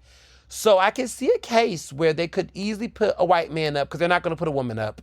The Republicans have never put a woman up for president, like for real. They've always stuck with a white man. It's always going to be a white man, okay? So they're always going to have a white man as a nominee, okay? And it's going to be most likely a Christian, okay? So a Christian white man. Then who is going to be the VP, right? I mean, Sarah Palin was once an individual who was able to do that, right, to get that nomination alongside a Republican, which was a big deal, and John McCain. I don't think they're going to do a woman this time around. I can't see them going with a woman. I don't know. I don't think that's going to be the case. But I can see Marco Rubio. I can see Marco Rubio as a VP pick. I can see Marco Rubio being a VP pick. Because then they can play the whole identities game. They can have their first person of color as a major presidential nominee and make their own little history. And the Republican Party would be for it. I could see a compromise there. Who's going to get that presidential nomination? I don't know. I'm not sold on J.D. Vance personally, but shit, he's young. They might play into that too. Like, they're going to say, look, all these people are too damn old. So they might say, look, we need some young energy. We need some the Republican Party may create their little pseudo-diversity DEI slate ticket. And then Democrats will have to meet that moment. So it's interesting. I'm going to follow how that plays out. But right now, it don't look like Trump is having a good win right now with his diversity. His great American, whatever that crap is called, that great American, I guess it's a festival, but it looks like it's going to get canceled. It looks like Trump is going to make himself the headliner. There has been, he's calling for the cancellation of his great American state fair. After several artists have backed out. And he's now, look, the Martina McBride dropped out. Young MC dropped out. Milli Vanilli dropped out. Morris Day and The Time dropped out. Bret Michaels dropped out. The Commodores without Lionel Richie dropped out. There's only 3 people that's still left. Flo Rida, Vanilla Ice, CNC Music Factory. So only 3 people, like Flo Rida, I'm not surprised, child. Vanilla Ice, child, not surprised about that either. But these other artists dropped out. Some of them said that they did not know that this was going to be a very, politically polarizing situation. They thought it was like a typical United, because it was like the Freedom 250. So people thought that this was going to be a certain type of concert that was yeah, it's in the Washington, it's in the National Mall of DC, June 25th to July 10th. There was supposed to be more artists, but it was supposed to be this huge, festival. I mean, June 25th to July 10th, that's a long ass time. But they were going to, keep this as a celebration. But now people are dropping out left and right. So Trump has now put out that he is going to do it differently. And so I'm going to read exactly what he said in all its illusion. I understand artists are getting, quote, the yips having to do their performance on Wednesday. So I am thinking about bringing the #1 attraction anywhere in the world, the man who gets much larger audiences than Elvis in his prime, and he does so without a guitar, the man who loves our country more than anyone else, the man who some say is the greatest president in history, the GOAT, Donald J. Trump, to take the place of these highly paid third-rate quote-unquote artists and give a major speech, rallying the country forward like I have done ever since being president. 2 years ago, the United States was dead. Now we have the hottest country anywhere in the world. I don't want so-called artists that get paid far too much money who aren't happy. I only want to be surrounded by happy people, smart people, successful people, and people that know how to win. So by copy of this truth, I am ordering my representatives to look at the feasibility of doing an America is Back rally on Wednesday, Washington, D.C. Same time, same location. Only great patriots invited. It will be a wild and beautiful celebration of America. President Donald J. Trump. That's what he said. That's what he posted on Sunday. Okay? That's what that man decided that he wanted to let you all know.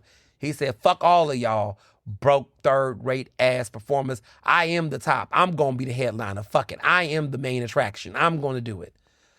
With mass hubris, he said he will do it himself. Okay? That's what he said. A mess. It's a mess. You just have to laugh and keep from crying, okay? Laugh and keep from crying. Stephen Miller was called an ugly fuck by the Democrats. Yes, on social media, they call him an ugly fuck. Stephen Miller is a Trumper. You know, he is a part of the team that gave us Project 2024. Yeah, that's that. Media changes. YouTube is going to start flagging AI-generated content, which is good. I really like that. People are doing DuckDuckGo over Google, which is interesting. So Google search has a lot of AI that's going to get very much all up in your business. And a lot of people are beginning to go on DuckDuckGo to avoid that level of surveillance. And they also want the traditional search engine, because I will say that Google search has gotten a little bit more cringy because now news and direct information is not necessarily being presented up top. It's almost like in order for them to get more traffic out of folks, they're starting to make people have to scroll down, click more to get to the information they directly need that's going to answer their questions or give them information. So there used to be a time where, you know, you go on Google, you put a Google search in, the most relevant answer in the search engine will present itself. Now with all this fucking shit with AI and these algorithms, that is now not the case. Now Gemini is generating information, but you don't even know if that information is very vetted or credible, right? And then outside of Gemini, which is what there's the AI software for Google, now if you try to look in the search engine, it's so much other shit in front that you don't even get to the main information. So it's forcing your habits. It's purposely giving you information that may not be the best to basically test and strategize your testing skills. So they're basically using you right now as a guinea pig to better train the AI to understand search habits and things of that nature. So they're actually being a bad service so that they can quote unquote be a better service, which is fucked up. I ain't got time for that. DuckDuckGo is a regular search engine, does not get your information, does not have you use AI, it's AI free. You go in, put your information, get your information up top. So I do have the Google Chrome browser, but I do use DuckDuckGo a little bit more to just, you know, do regular searches because I ain't got time for that shit. So when I do my research and things of that nature, I don't use Google anymore. I used to always say Google me, Google this, Google that. Y'all, I'm falling off of Google for that. Like I still have it because I'm connected to Gmail and all my other shit, Google Suite as they call it. But as far as just using it as a search engine, the thing that made this make sense, no. Google Slides, Google Docs, all the other shit I use, but I'm not really using Google as a search engine as much anymore. I don't like what they're doing. I'm not really feeling these changes. It's a chop for me, quite frankly. Other things I've been doing, other stuff that's going on. Byron Allen's Comics Unleashed has just dropped. A lot of people are saying mean things about it. I watched some of it. It is cute. It's late night. I was up one night. I'm sometimes a night owl. And I was up and I was watching it. It's cute TV. You know, I don't really watch that much late night TV, but I don't know what I was doing. But like my new TV channel, y'all, is YouTube. I think I watch YouTube more than anything else. Like I watch YouTube. I guess I'm like, I don't know. I have certain like YouTube channels that I like subscribe to, like I watch. Like there's a guy named Brian Rowe who has does the Oscar is the Oscar predictor he does, but he does the award show contender. That's what it's called. Oh, I love him. Brian Rowe be on the nose, the TB hot. All he do is programming and episodes all about Oscars. Like it's very niche. Like I am an award season girl. I'm an Oscars fan. I know all I do is like listen, that is my sports. The way that people watch the sports games and Knicks and the Spurs and all that shit, that is how I watch and care about award shows. Like I am deeply invested into the Grammys and the Tonys, the Emmys, the Oscars. But the Oscars is my thing. I watch all the movies. I don't gamble. I don't gamble. But I do bet. And I don't bet anything. I just kind of like, do the little, But I am into that shit. Golden Derby, baby. You get all of my time. But I'm into it. I'm into predictions. I'm into that shit. Y'all know, y'all watch the show. Y'all know how Oscar season gets me. Award shows, Grammys, like Emmys. I'm into that shit. That is my sports. And Brian is specifically into the Oscars and the Golden Globes. He's into like film awards, so like Cannes Film Festival. He does all the film stuff. And y'all know I could have been a film minor in college by like one credit. But like I'm into cinema. Like I'm into movies like deep. Like if I could have 5,000 different jobs, film critic would have been my other job. Who never say never. But like film critic would have been one of my jobs. I would have worked in the industry in some type of way. I would have probably done marketing and publicity for an Oscar campaign because I just know that shit too much. I could have thousands of different jobs and careers. I do have intentions on living out some of my dreams in some way. Like food critic, like food and restaurants. Y'all know I love food. Like I always wanted that dream job. That was a dream job. So who knows? Maybe I'll fall into some movie shit one day. And I just wake up one day and say, yeah, I'm going to do this film critic job, y'all. I'm going to work with this movie or something. Who knows? But I love films and I love his channel. The Awards Contender is my shit. Okay. Brian be knowing his stuff. There's a couple other pages like that I follow. There's these twins that do Oscar predictions and stuff. They're pretty cool too. And they know their shit about movies as well. But I like watch that. Like I'm into that. That is my shit. So YouTube, I watched that. I watch a lot of history stuff. Like there's this girl, oh my God, what is her name? I gotta shout her out. She's a black girl. She's so smart. She's so cute. She's so cute. She does these programs on let me look let me see if I can find her. So the Awards Contender I watch. What else do I watch? Let me look at all my channels I follow. But Awards Contender, I follow. Oh, yes, Cameron Suzanne. That's her name. Cameron Suzanne. Suzanne. Cameron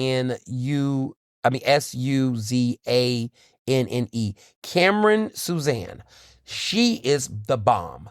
Shout out to her. I love me some Cameron Suzanne. She does these really great YouTube documentaries, like little documentary clips where she basically like does these recaps and these these like mini docs on like celebrities and pop culture.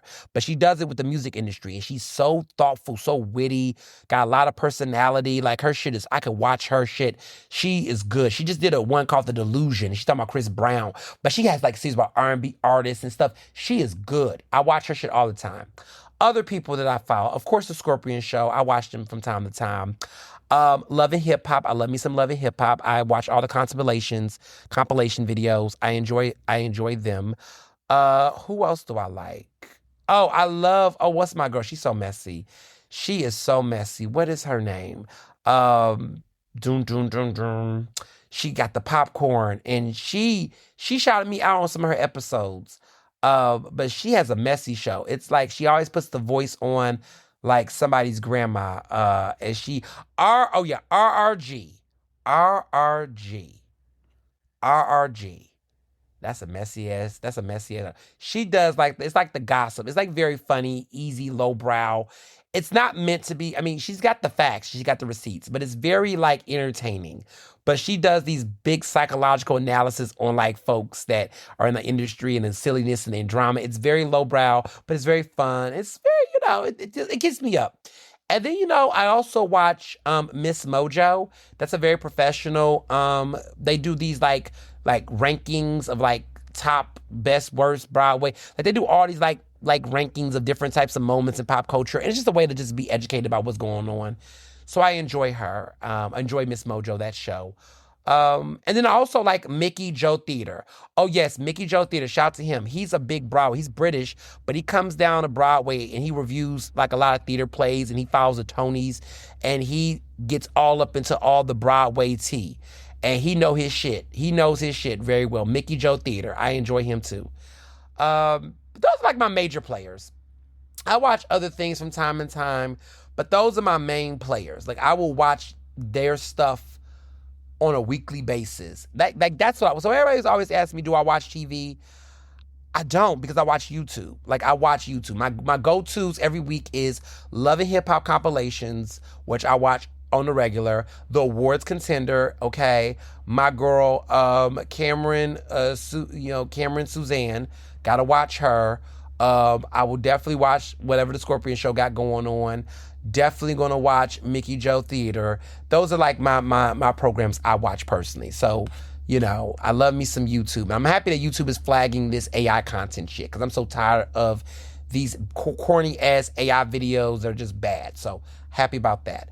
But Byron Allen's Comics Unleashed, I watched it that night. It's pretty good. It's cool.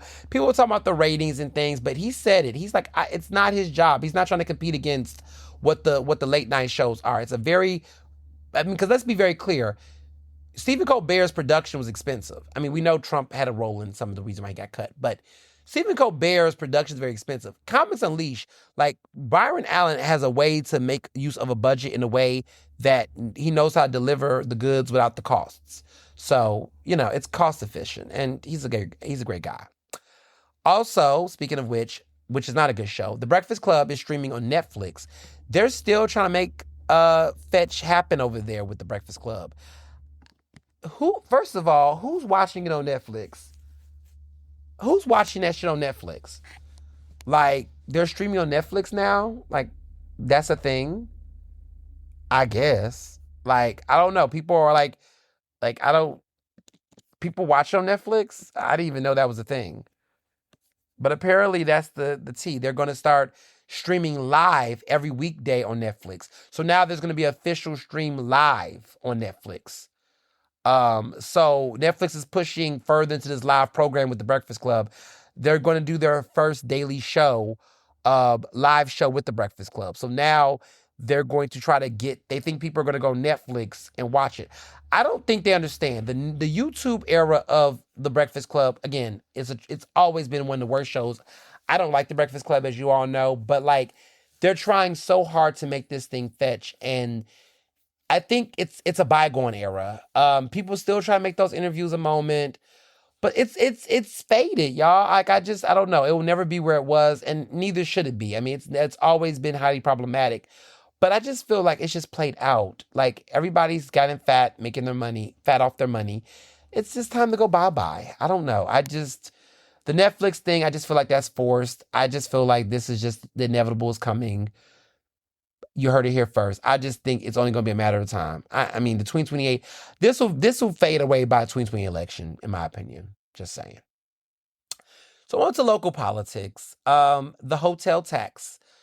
There's a lot of drama going on. Okay, this upcoming Thursday, City Council will have to make their vote for these taxes and approve the budget, pretty much. They have to vote it out so that it can eventually go before the final vote on the final session of City Council, which of this session will be the following Thursday. But they first have to vote for it out of committee, which will take place this upcoming Thursday, tentatively scheduled. That's what's supposed to happen. So what is up for a vote is these major taxes, delivery tax, and no one's been talking about that. I call it the Amazon tax. Ain't nobody been saying much about that tax, which is very, very telling. You got that tax. You also have, of course, the controversial Uber rideshare tax that continues to get messier and messier as the days go on. You also have, outside of the Uber tax, you got the hotel tax. Now, the hotel tax has been getting messier because I've been giving y'all the tea, okay? The situation with that tax was that it was initially supposed to be a 2% tax increase. on hotels. That's what was supposed to happen. All this was going to effect starting, I believe, in January. The issue, January 2027. The issue, though, with this tax, though, is that now they've worked out a deal. The city has, the mayor has, with the Philadelphia Hotel Association. Apparently, they came to some agreement and some new idea, and the new idea is that they're going to lower the hotel tax from 2% to 0.6%. So not even 1%, y'all. 0.6 is the new hotel tax proposal. And then they're going to then transfer a 6% hike on Airbnbs and like Verbo and Airbnbs and those independent, like, I guess, residential stays, or what they want to call it. But basically, it will be stuff like Airbnbs, Verbo, which I use Verbo.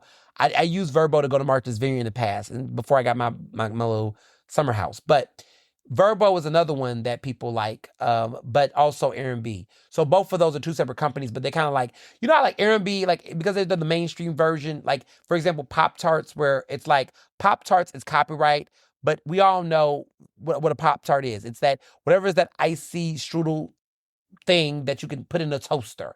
It's not a Pop-Tart. They're supposed to be called a fruit-filled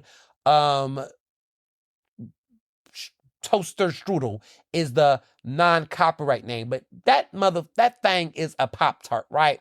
Like Oreos, right? It's supposed to be chocolate, cream-filled, chocolate-covered sandwiches. No, they're Oreos. I don't care what y'all call it. It's an Oreo, right? So that's the thing, right? That's the thing. So Airbnbs will get it, and people are pissed off about it, as they should, to be honest. But we're going to see what happens on Thursday. Speaking of the budget, on the record, on my show, on the record with Ernest Owens at 96.1 FM, 900 AM, Progressive Black Talk Media, Word Radio. This past Sunday, I had Keisha Hudson, who was the chief public defender for the Public Defenders Association of Philadelphia. She is the chief defender. She had a budget proposal that she sent to the park administration. She's asking the city for $5 million to properly fund the public defender's office so they can continue to do the great advocacy work that they do. The park administration gave them a $0 in new funding. They did not approve any of the requests that she had. Now, this is crazy because you got to remember, for those who don't know, the public defender's office used to get funding, like serious money, from the Kennedy administration. The Kennedy administration, for the last 3 years that he was in office, gave $5 million a year. They got $15 million in funding during Kennedy's final tenure, in his final term. And this administration has only given them $1 million. And this $1 million went to this wellness court that is Mayor Parker's idea. It's not the public defenders. And people have been saying, well, the public defenders, they need to talk about what's going on with that wellness court.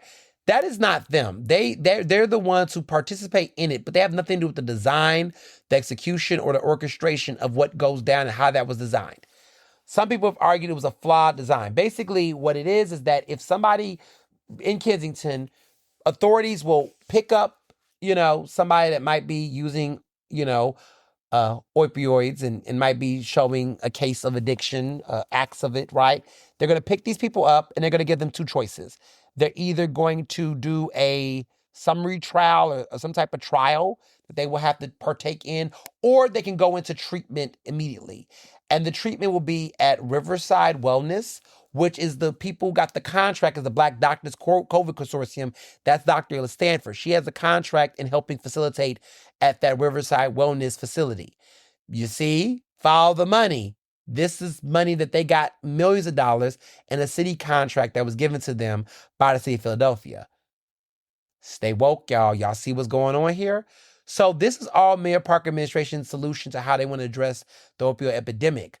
The reason why the public defenders is a part of this is because in the event that the person chooses to take a summary trial or do whatever they got to do with a trial, those people have to have resources to a public defender. So the public defender's office provides that. To be very clear, there has to be, by constitution, a public defender's office in every city because everybody has a right to an attorney, right? And so either that's an attorney that you pay for, or you have to get from the Public Defenders Association. So that is why the office is underfunded. They have in total $69 million, but most of that money goes into union fees, costs, labor, and staffing. But to put the money into actual resources that can be used for folks to do the work, they need more funding and more support. They currently operate with $69 million. Only $69 million and a $7 billion budget. Philadelphia is the 5th largest public defender's office in America. But we have the number one juvenile group that we have to defend. We defend the most Black and brown youth that get caught up in the welfare system and caught up in legal issues in America. We're talking 34,000 people a year have to use the public defenders. 1 out of every 5 Philadelphian who get caught up in the system needs a public defender. And in a city like Philadelphia, where we're the poorest major city in America, the second poorest major city in America, most people cannot even afford a personal attorney or legal fees of their own. So that is why public defenders are so necessary and so important. They get a bad rap, but they do a lot of good. Michael White, the young Black man who was caught up in the whole Rittenhouse stabbing scandal, would have never been gotten justice had he not had the support of a public defender. Keira Bradford Gray was the chief defender at the time. She is Keisha Hudson's predecessor. She represented Michael White and helped him get justice. So this is very important. Like, I think a lot of people sleep on this, but this is nothing to sneeze at. So just want to put that out there. So this Wawa Welcome America fiasco. A lot of you all saw my post. It went viral this past week. There's been a lot of conversations, a lot of controversy about what's going on with, everything that we've seen and we've heard. So let's talk about it. The Wawa Welcome America concert on the 4th of July is a signature Philadelphia classic. It's going on forever. As long as I've been in Philadelphia, I remember those concerts. We all remember them. It's like every damn summer. It's like, you've had Nicki Minaj cussing on stage when Ed Sheeran was on there. Those were the good old days when like Nicki Minaj was at the concert. That was in the Nutter era when Nutter was mayor. And you had Ed Sheeran. Like, what? Like, they had the likes that you had. Demi Lovato. There were some major heavy hitters at these concerts. In recent years, it's kind of been, hit or go, hit or miss, like Pitbull one year. That wasn't my idea of an artist to do. Not in this era, there was a time where Pitbull would have been, but nonetheless, Pitbull have done it. There's been some big names, some in between, some ites, it's always, but it's a free concert, and and there has been moments of tragedy or fear, right? Safety concerns, all kind of stuff, but nonetheless, it is a Philadelphia classic. Like, when I think of Philly, there is some what I call like signature things I think about, right? Good or bad. Mummers Parade, bad. But, nonetheless, I think we always start the year off bad with a Mummers Parade. I feel like that's why Philadelphia get cursed so much. It's like we start the year off wrong with the Mummers Parade starting the year. Like, you don't bring Philadelphia into racism and then expect something different afterwards. So yeah, Mummers Parade is definitely, when I think of Philly, the Mummers Parade is always a thing, right? I always know of Odunde. Odunde is just always going to be that thing. Like, it's always going to be a moment, right? 4th of July, it's signature. Like, the 4th of July, it's always a thing.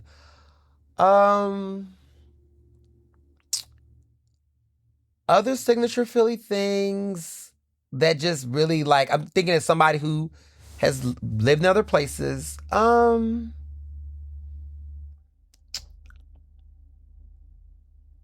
don't really, that's just like a really, really Philly thing that just stands out, like, as far as events go. Christmas Village is cool. It's not really an event, but like Christmas Village is definitely, like, the way that we do Christmas Village, I will definitely say that is something memorable for sure. Something I expect every December. I do imagine a Christmas Village situation for sure.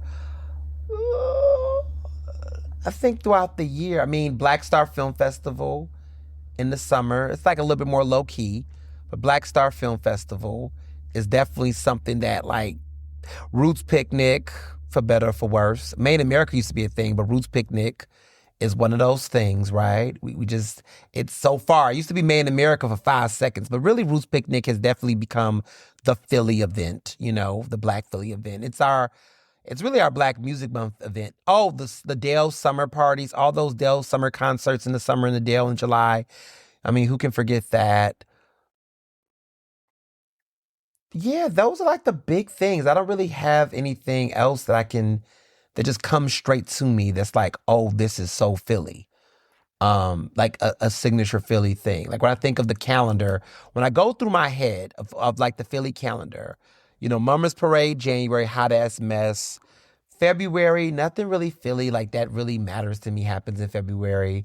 March, I mean, the St. Patrick's Day folks go crazy, but that's not like a Philly thing. April is April. May, I mean, Move is always like I always think when I think of May, I think of Move personally. Like I just always think of May, I think of Move. June, of course, it's Juneteenth, but I also think of like, oh yeah, Memorial Day weekend. Normally, I think of like Roots Picnic at the beginning. I always think that is around that time. Pride Month is Pride Month, but I don't really think Philly really do anything special. Odoon Day in June is epic. Like it's always there. You can't miss it. And then 4th of July. And then later in the year, I mean, what else do we have? Like, I mean, July is July. Like I said, July 4th is epic. August is like, what's going on in August? Like what? September, Labor Day, nothing that really stands out. October, we do Oktoberfest. We try to do that. There's the white folks love the Oktoberfest, but like November, I don't really know anything major that happens that crosses my mind. And then, like I said, December always is Christmas Village. Like those are the main things. If there's other things that some of y'all also might like that I didn't speak of, great. What, First Fridays maybe? Do First Fridays matter to people around here? If First Fridays come around, maybe. But like, yeah, 4th of July, I think Philadelphia gets the cake. I think no one, I mean, I think it even rivals that of DC, to be honest. I think no one touches Philadelphia when it comes to 4th of July. Like 4th of July in Philadelphia, nothing beats that, in my opinion, unless you're in DC. They got the fireworks at the White House. But outside of that, Philadelphia owns the 4th of July. Like that is the signature. I want to put that context because for some of y'all who are not from Philly or don't live in Philly or don't understand this, you got to understand. Wawa, I don't care how many closing stores that Wawa has, how nasty them hoagies are, how they've been on decline.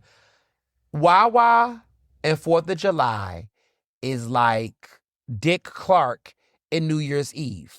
If you know, you know. That is like literally, I didn't make up the rules. But Wawa and 4th of July is like Dick Clark and New Year's Eve. Like that's just what it is. Okay? That's what it's been. Tell me something else. Okay? That's just what it's been, right? So there's always been this Wawa Welcome America situation. For several weeks leading up to the 4th of July, there's a series of concerts and events and festivities and things, all kind of cool shit, hoagies and hoagie fest and all kind of stuff goes on. The museums are popping. Everybody's at Independence Mall. People like to travel. It's cute. It's cute. Free food, free snacks. Who's mad about it?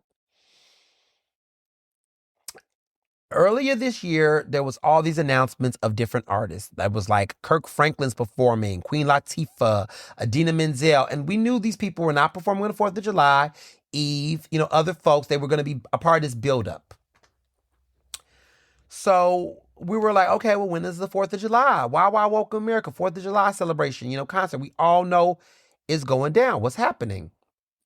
We didn't really hear anything. And this year was a big deal because it's the 250th. So we knew that Philadelphia was going to show off and show out because it's the 250th. Like, of course, it's going to be epic. So we thought. So the 250th happens. We get the celebration stuff. And Mayor Parker and her team, a week ago, make this announcement that they're going to be doing this One Philly, United City, United for Hope, whatever the hell that damn title is, long ass title. But they're doing this concert, and it's the city of Philadelphia as the lead. And they announce Christina Aguilera, global pop star Christina Aguilera, global, okay, global pop star. And then they have Jill Scott, and then they have Will Smith and Jazzy Jeff and State Property, and The Roots is somewhere in the mix. But like all of a sudden it becomes this thing. So I'm like, okay. And then I look at the banners at the bottom. And at the bottom, the small little box at the very bottom of the damn promo graphic, it says supported by Wawa. We don't know what that means. It doesn't say sponsored by Wawa. It says supported by Wawa, which is like question mark. Like, what does that mean? Words matter, y'all. Pay attention. Sponsored and supported are different things. When there was the Wawa Welcome America 4th of July celebration, bash, whatever, it was Wawa logo, big ass logo with the bird on top with the little sunset, and it would say sponsored.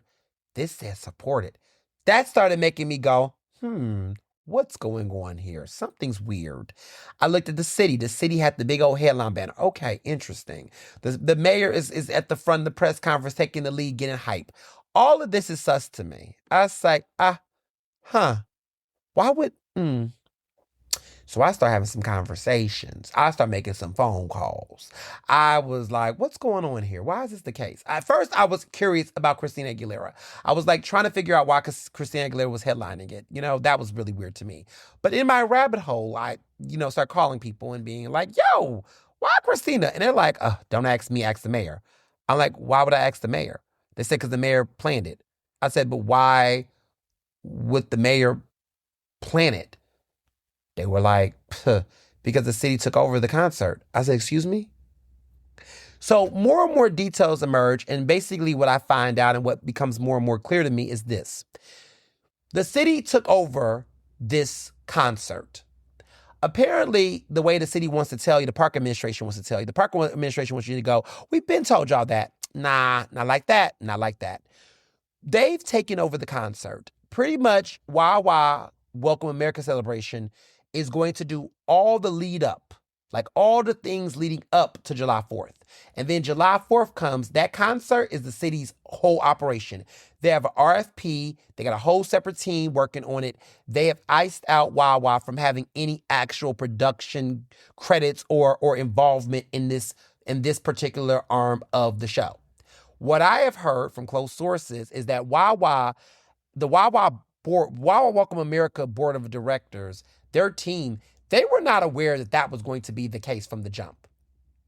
Apparently, they were hit with this like only a few days before the big press release conference. What I've heard is that that the park administration was scrambling for talent at the last fucking minute. Like they didn't even have the main act. I don't think they signed Christina until like literally the night before, the day before, or some shit like that. Like they were literally at the very last minute scrambling to put this press conference together. Like it was just like the whole operation. Like I was hearing all kind of shit. Like they were scrambling to get artists confirmed, like up until literally the last minute before they announced the press conference. So I know for a fact that if they took forever in the day to even be able to even know who was performing, they clearly was not communicating this with the Wawa Walk America team. And the question would be, well, why should they? Because they weren't working with them. The Wawa Walk America board and their team, their senior team, was not aware. Now, Wawa, I think, was aware of some of these changes, but I don't think they recognized the full extent of how the city was going to ice them out of this concert. There was some cooperation with the city planning and some of the details around the whole, weekend leading up to, which makes sense because, of course, the city is going to want Wawa, of course, as the sponsor of those festivities to pay for that shit because they ain't trying to pay for everything, right? But that concert, the mayor wants that concert. And pretty much she's using the back of Wawa's work to build up to this concert. She's using their money and their resources to prop up the hype of this concert simultaneously. How nasty is that? So the 250th 4th of July bash, that Wawa would have been great marketing for Wawa. Like Wawa, I think low key did this shit to get to this point. They would have never signed on, in my opinion, they would have never signed on and do none of this other shit if they was not going to have a stake in the 4th of July concert. There's no way that they envisioned that the mayor was going to say, yeah, we're going to sign the contract. We're going to let y'all sign on board to do this again, but y'all not having nothing to do with the concert. I know that that was not what the mayor told them. I know that they did not know from the start of that shit that she was going to take over that entire concert. I know that wasn't the case. Did they expect the mayor to have some role in it? Absolutely. But for Wawa, the like a major partner in the city, to be completely like left out of the main program, please. You can't tell me that's how that went down. And you can't tell me that everybody, all the stakeholders involved, was aware of that. Can't tell me that. Can't tell me that. It's just not true. And so here's the messiness. And this is me putting some things together, piecing some things together. Who got that RFP, right? That's the question that some of y'all might have. Who had the RFP? Who got the money? We don't even know how much the money was. But what I will tell you is that ESM, which is the same company that produced Made in America, the irony, the same people that's in the same work, they got similar dealings with Live Nation Urban, the Roots Picnic people. They're in the same circles of people. This group, ESM, is the company that got the contract independently from the city. Okay? I don't know if there was a competition for the RFP. I don't know none of that. I don't have any details. I don't know how much they got paid. But what's interesting about them is that they're the same group that put together that New Year's Eve bash that had LL Cool J have a return. So follow the money, follow logistics. Wawa had nothing to do with that New Year's Eve bash. That's just the mayor that decided to do it. This was supposed to be a part of the mayor trying to, I guess, usher and kick off whatever was supposed to go down for the 250th. I think there was a creative mindset of like, oh, let's usher this, let's kick this off, let's do this right. Like there was a build up there, and part of me was like, okay, that's interesting. There's supposed to be this build up, this crescendo build up that's supposed to be New Year's Eve party, supposed to set the year off right, getting ready for the 250th in July. Mind you, Wawa had nothing to do with the New Year's Eve bash. I mean, that was kind of impromptu. But they also, from what I've heard, many of the stakeholders connected to this were not necessarily fully aware of what was going to happen on July 4th. So this press conference expedite this. The park administration announces this. Chaos ensues privately behind the scenes. And there's been stories and reporting from other places. You can go to Axios and you can read further details about this. But there's been conversations being had about this. This is no shocker. Park administration, they went rogue. They're doing what they want to do. Wawa, as of the time in which I'm recording this podcast, to my knowledge, have not signed on to renew for 2027. That's not to say they won't, but there's people that's pissed off. And there's got to be some straining going on in here because Wawa really feels some type of way.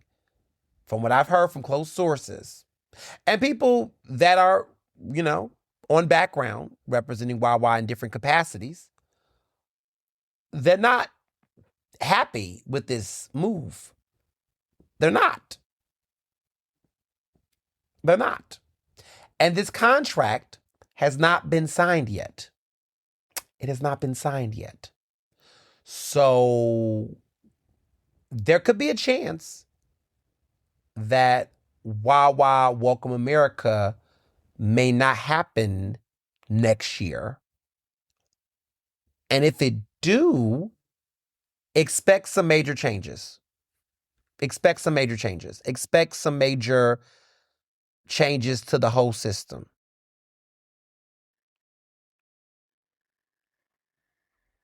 Yeah. Mm, mm, mm. Mm, mm, mm. It's gonna be very telling, and yeah, it's gonna be very telling how this plays out very, very soon. I don't know. I'm just here to tell you all that pay close attention to what's happening. I'm not saying that they're not going to do it, but I just want you all to know that there's going to be a major change either way it goes. Even if they do sign the contract, which would be nice, right? There's going to be some conditions and stipulations on how this concert will be done in the future. It's not going to happen the same way. We don't know how much the concert cost. And that's this other thing too. There's a lot of money being spent that is now going to come out of taxpayers' dollars because without the strong, sponsorship of Wawa and other partners that's funding this, and that the fact that the city has taken the lead on this, we don't know how much this is going to cost. We don't. We don't know how much this is going to cost taxpayers. We don't even know how much the New Year's party costs yet. Like, there's been so much ambiguity. Like, how much does it cost? Like, what's the cost? It's been 6 months. Why we still don't understand the full cost of the New Year's party? Like, how much did LL Cool J get paid? How much did all that shit cost taxpayers? How much did it cost? How much is it going to cost to this 4th of July concert? Because it clearly can't be cheap.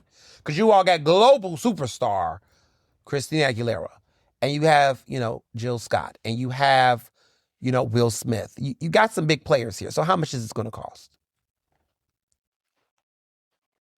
We don't know, you know, and that's telling.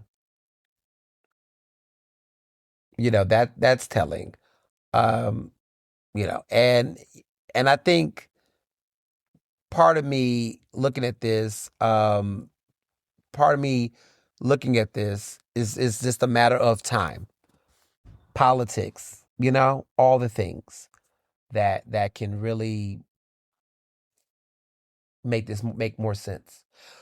Which brings me back to the situation going on with the hotels. Let's go back to that real quick because this is all kind of the pattern I'm seeing. So when the Parker administration announced this new deal with the hotel tax, the reduction, there was an impression that the Parker administration had cooperated with the hospitality community. Everybody, because for a while there were conversations between Visit Philly, the Visitors Bureau, the Hotel Association, all these different groups, and everybody was trying to figure out, what the relationship was. Was there a deal? Did they come and compromise? Because people were really upset about the stakes of this, and rightfully so. Um, rightfully so, and that says something. And we're in a situation where you know we're in a situation right now where we don't know what the outcome is from the city. Like, we're like, how does the city come up with their ways of saying collaboration? Like, how did they get to the bottom of that deal? That, what I'm saying, I think that's something that a lot of people don't you know that don't think about. I tell people that all the time. So I'm gonna read this to you all because this is an official statement that I got. The Pennsylvania Convention Center Authority, the Pennsylvania Convention and Visitors Bureau, and Visit Philadelphia remain opposed to increasing hotel occupancy taxes or diverting those revenues away from tourism and hospitality. The industry, those funds were specifically created to support. Tourism and hospitality sustain more than 75,000 jobs in Philadelphia, and hotel tax revenues have long been intended to support efforts that drive visitation and overnight stays, not fund municipal services that already benefit significantly from the economic activity visitors generate. Diverting these funds sets a concerning precedent and places an additional tax burden on visitors who already contribute significantly through taxes and fees during their stay, making Philadelphia less competitive. Our industry remains committed to supporting solutions to end chronic street homelessness through programs such as PHL Cares, a business-led effort that mobilizes private resources to support the unhoused population. We firmly believe the city can address these challenges through alternative strategies that do not put Philadelphia's hospitality jobs or tourism economy at a competitive disadvantage. So the hospitality community has spoken. The only association that supported the mayor's decision was through Ed Gross, who's the leader of the Philadelphia Hotel Association. So of course they're happy because their taxes does not increase for them. However, this tax and the hike on Airbnbs still fucks over the hotel hospitality community. May not screw over the hotel specifically, but it do screw over Airbnb. So it looks like they cut a deal out for themselves and let the rest of the whole hotel group iced out. So I think where I stand with this is that the Parker administration seems to be struggling with these taxes. The hotel tax is a dud. This, as it is, does not fit in place. Why do Visit Philly care? Why do the Pennsylvania Convention Center Authority, why does the Philadelphia Convention and Visitors Bureau care? Why does these three entities care? Because this money that would be revenue generated for them, these hotel taxes, that's supposed to go support them, is now being given to support homelessness. And here's the issue, right? The issue is that why is the city not pulling from its own, surpluses and things to do this? There's a current hunger strike happening right now. There's a group of activists that are speaking out against Mayor Parker and administration on feeding people that are dealing with food insecurity and other things. So this group is called the Sunshine Movement. And this is an activist group that's been garnering attention. They've been outside at various events. One of them is in a wheelchair going on this, long food. I mean, they're going on a hunger strike that is really serious. They are a movement of young people fighting fascism to win a Green New Deal. That is their cause. That is what they care about. Here's the thing. This food strike this hunger strike they've been doing has been heavy. They've been going and traveling. They've had day 4 of a hunger strike. They've been having it all across the country at ICE locations. There was a situation in New Jersey that broke out at Delaney Hall. There's a lot. And yeah, the protesters are going off. The protesters are going off. The situation that happened, there are children of detained hunger strikers that confront ICE at Delaney Hall at the ICE Center, and this is in New Jersey. A lot of people are frustrated right now with the governor, Mikey. She just got elected, and she's already in some controversy. They're mad at the mayor in that area, Ras Baraka. He's my frat brother. It's really frustrating. People are even upset with Andy Kim, who is the Congressman Andy Kim, there, and what he's been doing. It's just, he tried to cut a deal with ICE that some people accused led to community members to break the line, allowing ICE vehicles to leave Delaney Hall, ICE Detention Center in New Jersey. It's a lot of people being frustrated with all of these various Democrats. And, you got Ras Baraka, you got, Mikey Sherrill, you got, Andy Kim. Like, this is crazy. And there's hunger strikes happening. And this is the Sunshine Movement has been following this. Other folks have been protesting. And even in Philadelphia, we see a hunger strike taking place right now. Several people, including Seth Anderson Oberman, has even joined. And it's getting serious out here. Like, there are several content creators going out 7 days of a hunger strike. One person has went 7 days without food. And the mayor has not met with them and the responder said anything. This is tough. This is tough to watch. It's very frightening. And, there's a part of me that thinks the mayor will continue not to say anything and go smoke a Lucy, probably a Newport, maybe Marlboro, and call that shit performative outrage and not give a fuck. There's a part of me, I think that is where Mayor Cheryl Parker's attitude is. I hope that's not the case, but there's a part of me that feels like she's somewhere smoking a Lucy and out her window and saying fuck them, and that's performative outrage. They can't make me do nothing I want to do. She don't give a fuck. That's how I feel. That's what I sense with her. I think that's her attitude about it personally, because she hasn't said anything and she's been avoiding them. Yes, y'all, I saw the video of when she thanks the cops and she completely, all of them block out the activists on the hunger strike. Yeah. Mind you, Council President Kenyatta Johnson at City Hall met with the activist who's doing the hunger strike, met with him, accepted the flower in City Hall chambers and had a conversation. It's crazy. I mean, look, whether that's performative or not from Council President Kenyatta Johnson is what it is. We don't know. I mean, did this video on his page with some music. It was kind of a little extra, a little tacky in my opinion. But he did he did meet with them. The mayor has not done that. The mayor feels like she should not have to acquiesce to these people's demands. She doesn't want to engage. She doesn't want to be involved in the performative outrage of it all. She's listen, I always tell people that cruelty and meanness in response to acts and protests that are speaking in the name of injustice. I mean, now listen, people can be cruel and mean or whatever in their own world, whatever. But when it comes to showing that level, when it comes to something serious like this, it's very telling. I think that the mayor should reconsider, but she most likely won't. But we'll see. Anything can happen. I guess there has to be more national press. This mayor will not do anything without national press. She would have to be forced to do it. I mean, and we're at a time where, look, even white, non-college educated, voters, white people are even voting against Trump now. His base was college uneducated folks. Now they largely are not agreeing with Trump.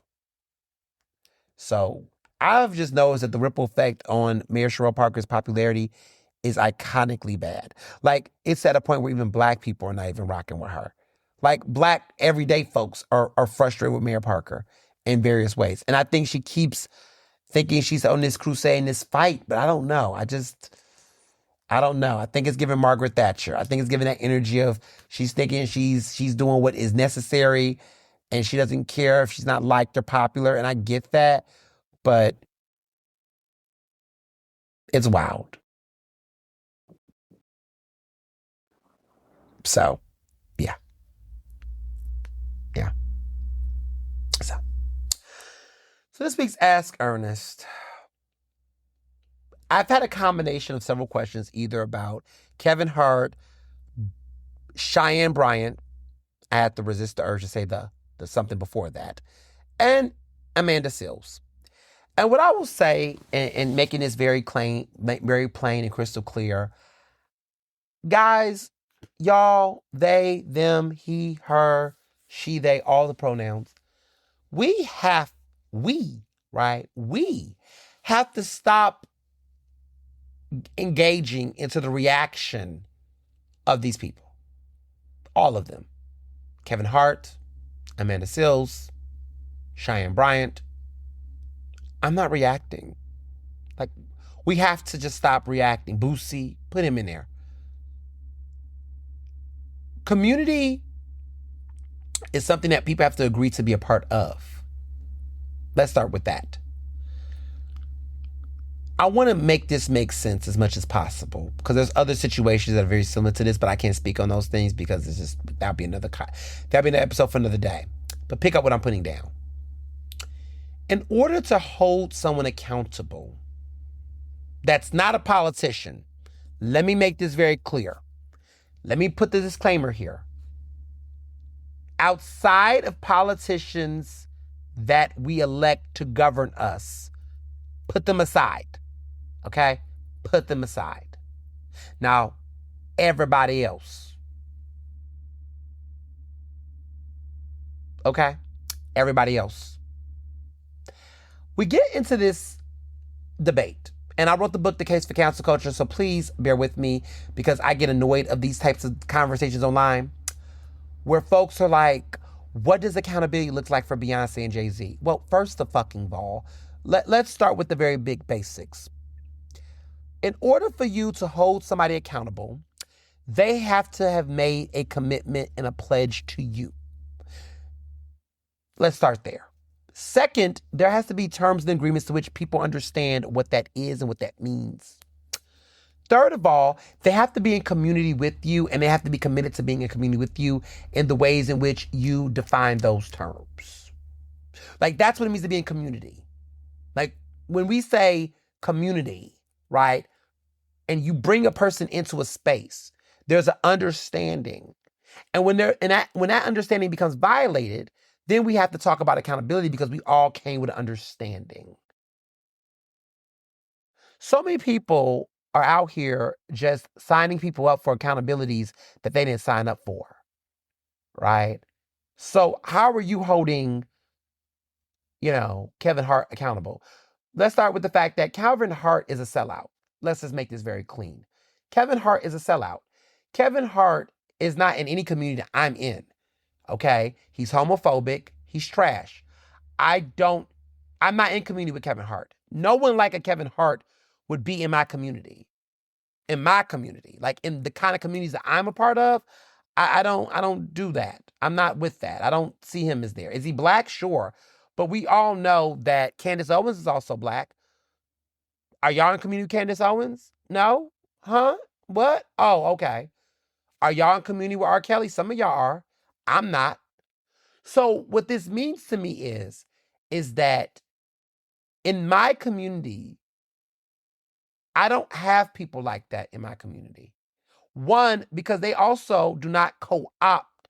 They don't come in with the plan to abide by what those expectations are. When has Kevin Hart actually been in community with Black people in the ways in which we have standards? It's been a very long fucking time. That man has been out for a long time. I don't even know if he was in, but I will say, at least for the last 10 years, Kevin Hart and the way he's moved, the stuff he's done, he has not made himself someone that has been in community in the ways in which you are expecting of him. The same goes for a lot of other people that y'all put in these pedestals. Like, they're not. Okay? So when we talk about accountability, what that means, how it works, you can't hold somebody accountable that's not in community with you.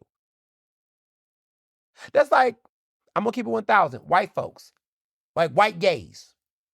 They'll see me say something about somebody and they'll say, you should be accountable for the things you say about Mark Siegel. Fuck Mark Siegel. I'm not in community with Mark Siegel. Mark Siegel does not see me in community. He does not respect or acknowledge my Black queerness and my radical Black queerness and how I show up. Mark Siegel likes people that like him and align with his politics and the way that he sees the gay community. He does not see, he's not in alignment with my understanding of community. I'm not in community with Mark Siegel, to be very clear. I'm not. So when people say things like in community, there are people in the Democratic establishment that will tell me shit like, oh, the way you're talking about the party, you should be accountable for how critical you are. Baby, listen, I am a voter, but I am not a part of the Democratic Party. Now, someone say, well, aren't you registered? I am a registered voter. Like, in order to participate in a primary, yeah, I'm a registered voter of the Democratic Party, but I do not subscribe to the Democratic Party in all the ways. I have voted against people who've gone against the party, who's not been endorsed by the party. I do not vote for endorsed Democratic Philadelphia candidates all the time. I typically vote for outsiders, actually, when it makes sense. But I am not in community with the Philadelphia Democratic City Committee. I'm not in community with them. Their politics, what they believe in collectively, we share some similarities, but we don't share all. So I don't hold myself to that committee. There should be no expectation. They shouldn't expect anything from me. Shit, I don't expect much from their asses. But let's be clear, the political party, not the elected officials. Because the elected officials who are elected to govern, they've agreed to the Constitution. They agreed to we hold them accountable to how they share community with us as our elected officials and leaders. So again, understand the nuances of that. I'm not in community with a political party, but I am in community with elected officials who are elected to serve. Big difference. Another example. People will say to me, oh, what does accountability look like for Philly Black Gay Pride and the Black Gay Pride leaders? I'm not in community with those people. Some of them I'm cool with, but the entity of Philly Black Pride and how it operates, I'm not in community with them. They don't see me as a part of their community. I don't see them part of my community. I can't hold them accountable what they do over there. It's not my business. It's not my problem. Now, when they do something to me, oh, absolutely. When you fucking with me, yeah, it's accountability. But I can't hold them accountable for what they do in their little cuddy hole. When I left the Roots picnic, y'all, like when I said, fuck it, I'm out of this shit, I'm no longer in community with the Roots picnic folks or that group or that crowd. So when people were sending me stuff about individual issues, I was kind of like, I can't personally hold them accountable. Now, as a journalist, I want to cover it. I mean, that's one thing. But there's not going to be a personal investment beyond what happened to me and my experience a year ago at this point in the game, unless there is some massive atrocity that impacts people that are in family, or close, unless it is something of newsworthiness, right? But little nitpicks about, oh, this person didn't get me a press badge, or, we in the Black community and we didn't get press pass. Can you advocate for us to get? No. The Philadelphia Association of Black Journalists is not in community with the Roots Picnic. We don't have a partnership. I can't advocate for press passes with them. Sound like the Trump administration. Well, they're a government entity, but you get my drift. I think the reality is that you cannot hold people accountable personally if they're not in community with you, unless they are an elected official or they do something directly to you, right? And so when people want to hold celebrities accountable, I start to ask questions like, okay, what do we mean? Is it an actual crime or offense? Or is it just a situation where you just personally agree with it, right? Like if there's a crime, there is public accountability in law and order with criminal activity. Yes, if a crime is committed. But when we're talking about shit that is just a matter of personal disagreement, offense, taste, subjectivity, that's a different type of accountability check-in call that some of y'all are not entitled to having with them because you don't have community with them. Like when a crime is committed, yeah, we should hold R. Kelly accountable, accountable for the crimes he done to young girls, right? Yes. But if R. Kelly said something along the lines of, oh, I don't like short women or some shit, which is whatever, right?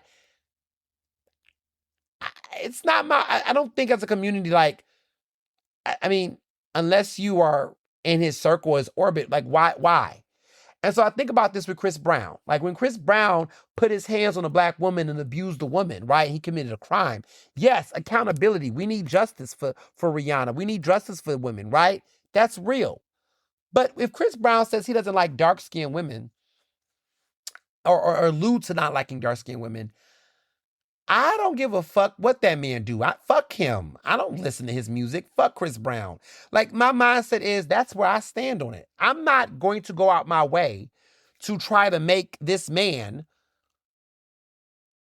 like women of all different shades. Like that's not my work. He's not in my space. Now, if I had somebody in my circle that was a colorist, oh, I'm getting you the fuck together. You ain't about to be rocking with me talking like that. You get a phone call. I'm calling you up. What the fuck was that post about? Like, that's what I'm saying. I think too often, like I said, this political stand culture, fans are getting these parasocial relationships with like celebrities. Look, if you're in a fan squad with these people, I guess if you're a super fan of them, you can hold them accountable, I guess. Beehive and holding Beyonce accountable. But what's interesting to me is that 9 times out of 10, most of the people that want to hold folks accountable are not in their fandom. They're not in their circle. They're not really rocking with them. So, for example, I don't need to hold Kevin Hart accountable. I just don't listen to Kevin Hart. Like, I don't care what the dumb shit that Kevin Hart is saying. Um, I don't fuck with him. I don't. Because that's the stuff that people are not talking enough about. And I think that matters. And mm, mm, mm, mm. So, I think that that's something that I have learned. So, like, when it comes to Chris Brown, like, I'm not holding Chris Brown accountable. I'm just like, fuck him. It's not my position to. Kevin Hart, like, he's not I'm not holding him accountable. Amanda Seales, listen, at the end of the day, either you like her or you don't like her, but like, what is this? Oh, what does accountability looks like for DP? What crimes? What crimes? Are you in community with these people? Like, are these people your friends? Do you have a relationship or network with them? I just think we just do so much of this public accountability thing when it comes to people that are not opting in. Now, Amanda Seales, I guess she claims she is, but then she always deflects and pivots elsewhere. So I don't really know where she fits in and where she belongs in these conversations. I just think that Kevin Hart's only in community when he can make money off of it, when he has a movie, a book to sell, or something to sell. And when people defend him, they talk about all the jobs he gives people. Same thing with Tyler Perry. Like people be like, oh, we need to hold Tyler Perry accountable. No, we don't. We just need to stop listening to him. You could just stop following him. You could just stop listening and engaging. But if you think you're going to hold any of these powerful people accountable that outside of the purviews of justice seeking, then what are you doing? And so every week I notice online, people are always trying to call people that do not belong in their house in. And when I was younger, I used to be doing the same dumb shit until I learned better, knew better, and did better. And I get it. I get young people making that mistake. But there's too many grown-ass people that make it a point to react to every fucking thing somebody do. And I think to a certain point, the reaction is the point of it all. Like, the point of it for them is that they want the attention, they want the controversy, they want the relevance. Low key, my theory is, and I said it and I'll say it again, I think Kevin Hart allow for those Trump racist ass George Floyd jokes to happen to distract you all from the fact that his Heartland or Heart Media, whatever that fuck shit is, that company he had was a whole bust and a flop and got all these lawsuits and drama. He did this so y'all would not be talking about that. Have y'all noticed the roast is out at the same time that these stories are coming out by his media company? Do anybody know about Kevin Hart's failing media company, how much of a flop it is and this drama that's going on behind the scenes? There's been big stories reported about it. I think Bloomberg did something, Business Insider. Did y'all hear about this? There's a reason why you have not. Because he wants this roast to be the distraction to what's being said about his company. The end. So yeah. That's that. It's a distraction. Stay woke, stay alive, stay more apt. So moving along, movies. Movies. There's a lot. I want to tell y'all, I saw Disclosure Day. It has not come out yet. This is the movie with Emily Blunt. It's directed by Steven Spielberg. It is good. Very interesting. Better than I thought it would be. I was wildly surprised. I think this movie is going to do well. I think a lot of people are going to be in for a treat. Very, very timely. The trailer doesn't do it justice. It's very there's a scary element to it. Like there's not like not horror scary, but like there's a sci-fi and it's a very thought-provoking film. I was very surprised. But it's also Steven Spielberg. And this is one of the greatest films he's done in a long ass time. A long ass time. He's had a couple of boring films or films that are okay. But this was very, very solid. Very good film. Another good film that just came out, which I got a chance to watch. I don't know why people love creepy films, but like I was here for it. There's been a lot of horror movies. This is like horror movie summer or something. Backrooms, which is this new horror film that's based off of that internet meme that's by this YouTuber. This young guy just did a box office smash. It crashed into the box office. It shocked people with this record opening. People did not expect to do this well. The YouTuber, Kane Parsons, had a big, huge open. It was a record $81.5 million at the box office. It's outpacing the new Star Wars release, and it is A24's biggest debut. And this is just after another great week of another film by another young filmmaker. That movie Obsession that people are talking about. Like, Obsession was directed by 26-year-old YouTuber Curry Baker. Backrooms was directed by 20-year-old YouTuber Kane Parsons. So is this like the new film world now? Like horror films directed by 20-something-year-old YouTubers that make big box office dollars? Like, this is wild. Like, this is wild. It's pretty impressive, actually. And yeah, it's great. Backrooms did a big one. And this is interesting because this came after the Star Wars movie, The Mandalorian and the Grogu. I haven't seen it, but it's one of the weaker Star Wars films to come out. I think we're getting Star Wars fatigue, don't you think? I think there's just too much Star Wars. Disney is definitely playing with that IP heavy. But yeah, I mean, Backrooms is doing his big one. That's very interesting. Um, Music. Ariana Grande is back. Hate that I made you love me. A banger, a bop. I like it. I like it a lot. I really do. It's a cute song. It's a cute song. It's got a cute message. It's very diary esque. It's got a nice little bop to it. It's one of her more reflective types of diary songs. She's been on this wave of really putting meaning and thoughts into her songs. Like, her songs are not just like, she's really doing some deep songwriting with these songs. Like, it's not like, her older songs that was like, just a cute little pop, little bop. She's really, trying to get a message out. And I can appreciate that. I'm excited about this album, Pedal. I really did like Eternal Sunshine. I really did. I thought that it aged well and it continues to grow and evolve. And I like the songs off that album. And I think I love this groove that she's going in with her sound. Yeah, it's really good. I like the first lead single. And Ariana Grande has done a really good job. Her lead singles typically are really good. I mean, Yes and No Tears Left to Cry. That was like one of my favorite lead singles from her. Um, Into You. Tuh. I'm so into you. That should have been a number one hit. They played her with that.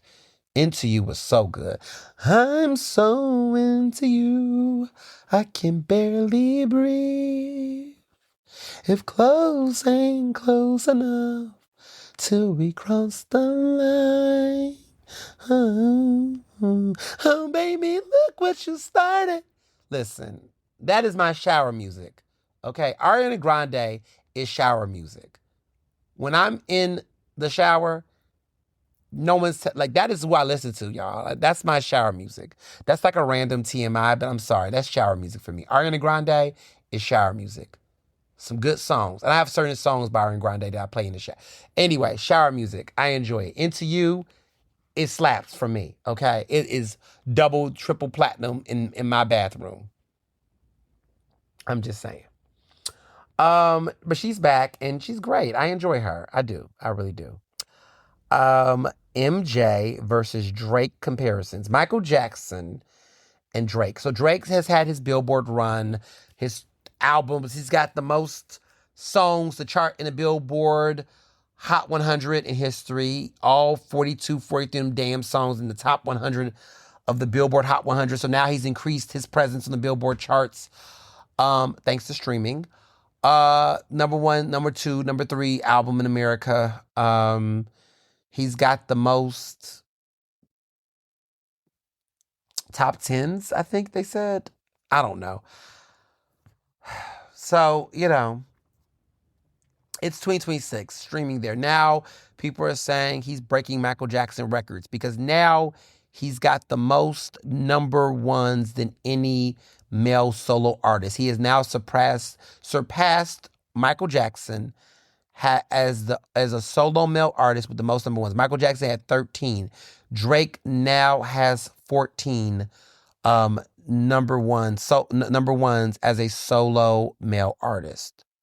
So he has surpassed Michael Jackson in that record.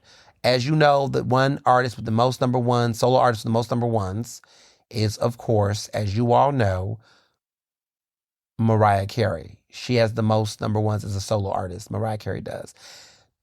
Drake is now tied with Rihanna, and I think Taylor Swift. But it is a list. Most number one hits,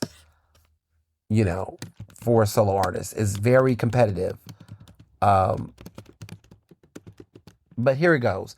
So the list is very telling. The major players is Mariah Carey. She has the all-time record. She has 19 number one singles.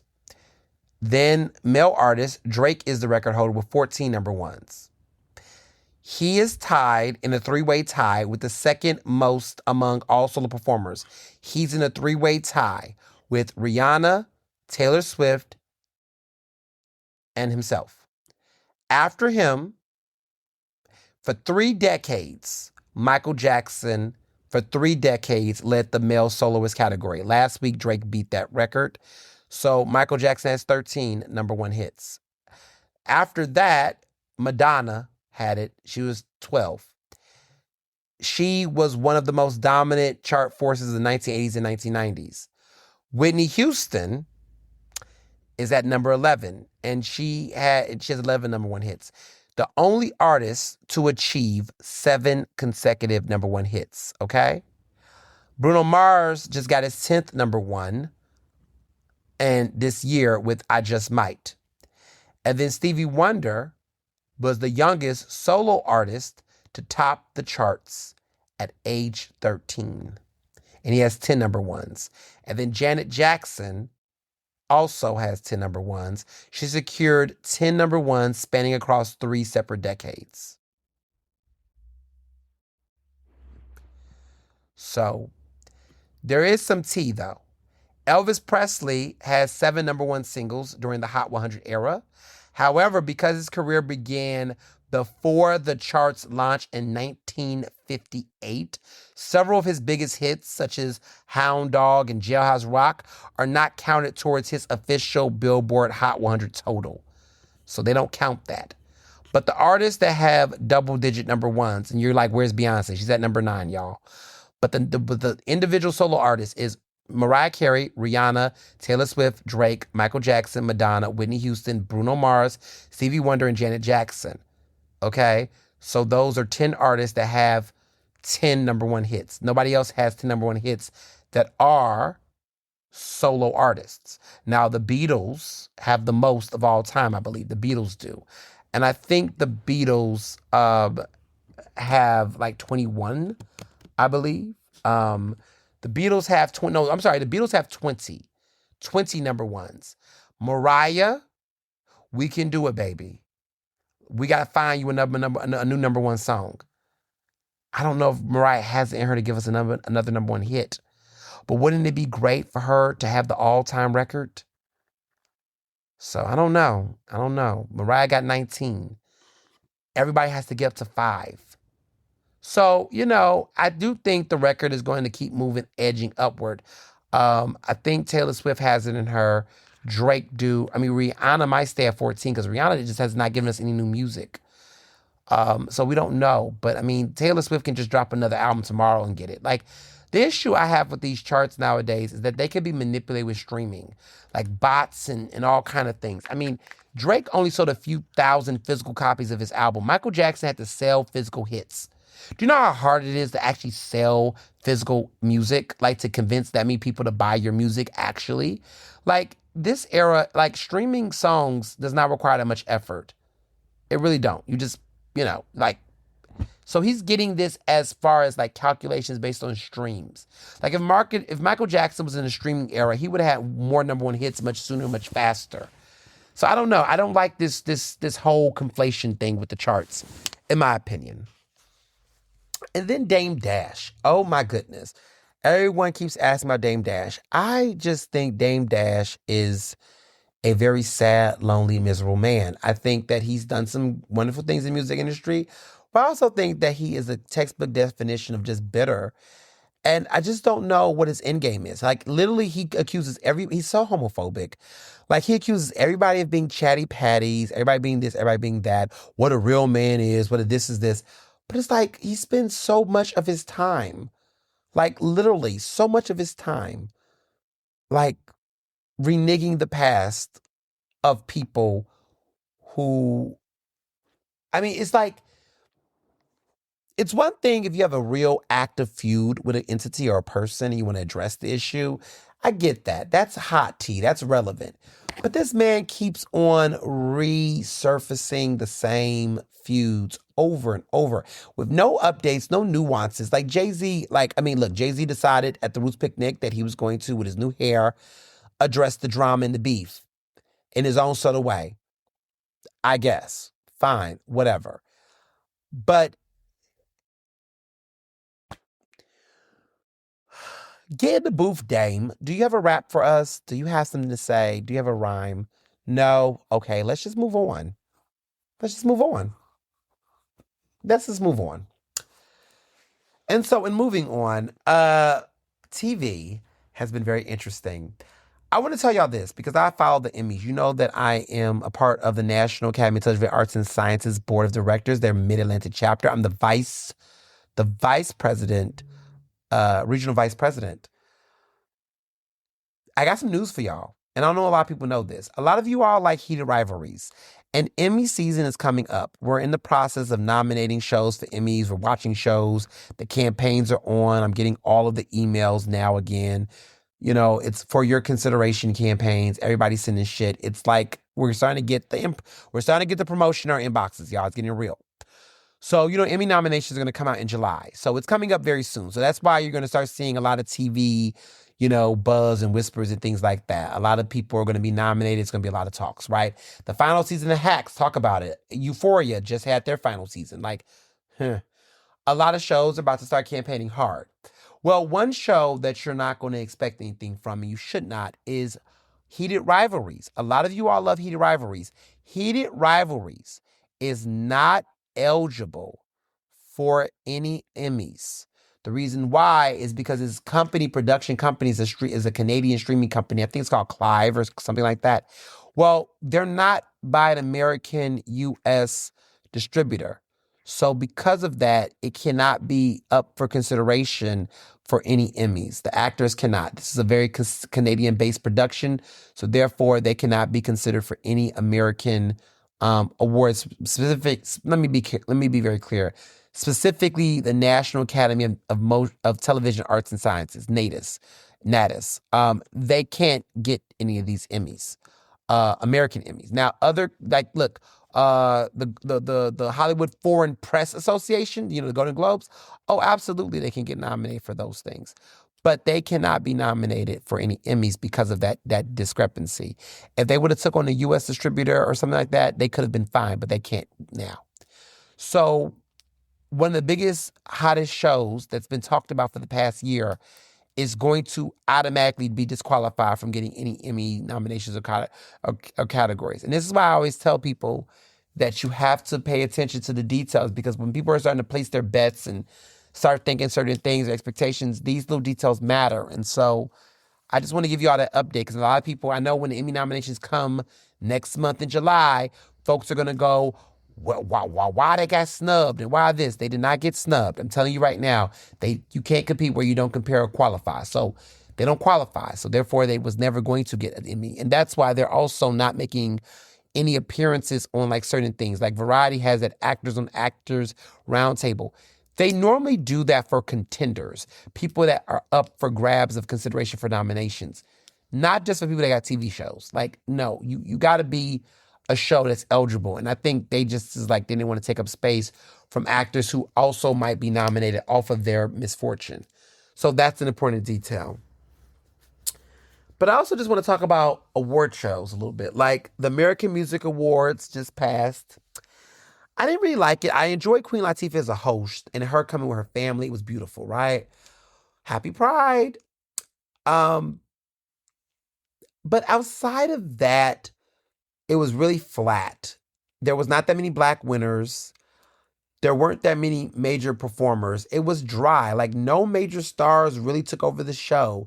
Like Tiana Taylor had a stage. Summer performed. there was like no big major actors. I mean, John Legend was there, but like no major stars. They lacked star power. The only major star that was there that I guess was good for the ratings was BTS. Everybody loves them some BTS. So the BTS stands watched it. But outside of that, I mean, SZA came and got an award. But like there was no major star power, any major awards, the performances to watch. Like it was very, very safe, very flat. Now, the Tonys are next Sunday, and I'm getting excited about the Tony Awards. I'm waiting to see who's going to win these Broadway Awards. I have gotten tickets to see a show later this month. I'm going to hold my breath before I share which show it is. But I bought tickets. The tickets were very pricey, but we don't have any regrets because it's good theater, and theater deserves equity and opportunity. I won't share what the show is, but the show did get some good, healthy nominations. I've heard a lot about the performances. I want to take my time to watch it. I want to be in for a treat. And before you all start, it is not Joe Turner come and gone, okay? It's not the August Wilson show with Taraji P. Henson and Cedric the Entertainer. It's not that show. I've not seen that show. I've not seen the performances by them. I'm a big August Wilson fan, but, you know, I just wanted to say it's not that show. They really not get that much love from the Emmys. They got, the Tonys. They got some nominations, but they did, I thought they would do better. I thought it would be better. The reviews have been kind of like, you know, touch and go. But it's just something about Black Broadway. They don't want to give Black Broadway their gots, you know. But I also think it's because Black Broadway really has Black Broadway stars. And so anytime these productions like rely heavily on putting certain actors, you know, they like to put certain actors from Hollywood in these shows. You know, we saw what happened last year with Denzel Washington, Jake Gyllenhaal, Othello. I went to see Othello. It was a great show. But just the level to which people were acting about that was very telling. And so, yeah, there's some interesting observations to be made throughout all of this that I'm going to be keeping an eye on in general. BET Awards are happening later this month. Am I even going to be able to watch it? Like, am I going to be at home? I don't even know. Maybe, possibly. I don't know. Like, I didn't really pay attention to the nominations. I feel like the nominations are kind of like frivolous. It's like no one really watches BET Awards to see the awards anymore. They barely even give out awards anymore. It's more about the performances and the whatever goes down. So I guess it's the culture's biggest night. I don't know about all that, but I am going to watch it because it is a cultural moment. It's never going to be good as good. I mean, Drewski is like literally the host. Yeah, I'm getting old. Like Drewski of all, I guess, you know, I miss the Monique days. Hell, I'll even take the Steve Harvey, Cedric Entertainer days. You know, I miss those days. I mean, Taraji was okay as the host at one point, but yeah, I'm looking forward specifically to the performances and the surprises. You know, hopefully bring out some big stars. Hopefully. But yeah, that's the week. I mean, Pride Month is here. Happy Pride. Looking forward to all the festivities and Pride events that might pop off. I'm trying to figure out which events I'm going to go to celebrate my Pride, you know, because, you know, it's not easy being Black and gay and outspoken nowadays in America, especially in Philadelphia, but we do what we do. Looking forward to seeing how these taxes play out in City Council. I'm going to keep my eyes glued to that for sure. And, you know, this month is going to be full of some surprises, some big announcements. I got some things I'm going to keep to the chest until it's time to make the big reveal and the big splash. But I'm looking forward to it. And as always, be well and be best. Ernestly Speaking is recorded in Philadelphia, Pennsylvania, and can be found on Apple Podcasts, Google Podcasts. To stay up to date with the latest on the show, follow me on Facebook, Twitter, and Instagram at Mr. Ernest Owens. Use the hashtag Ernestly Speaking to tell me what you thought about this episode, and check out my website at ernestowens.com.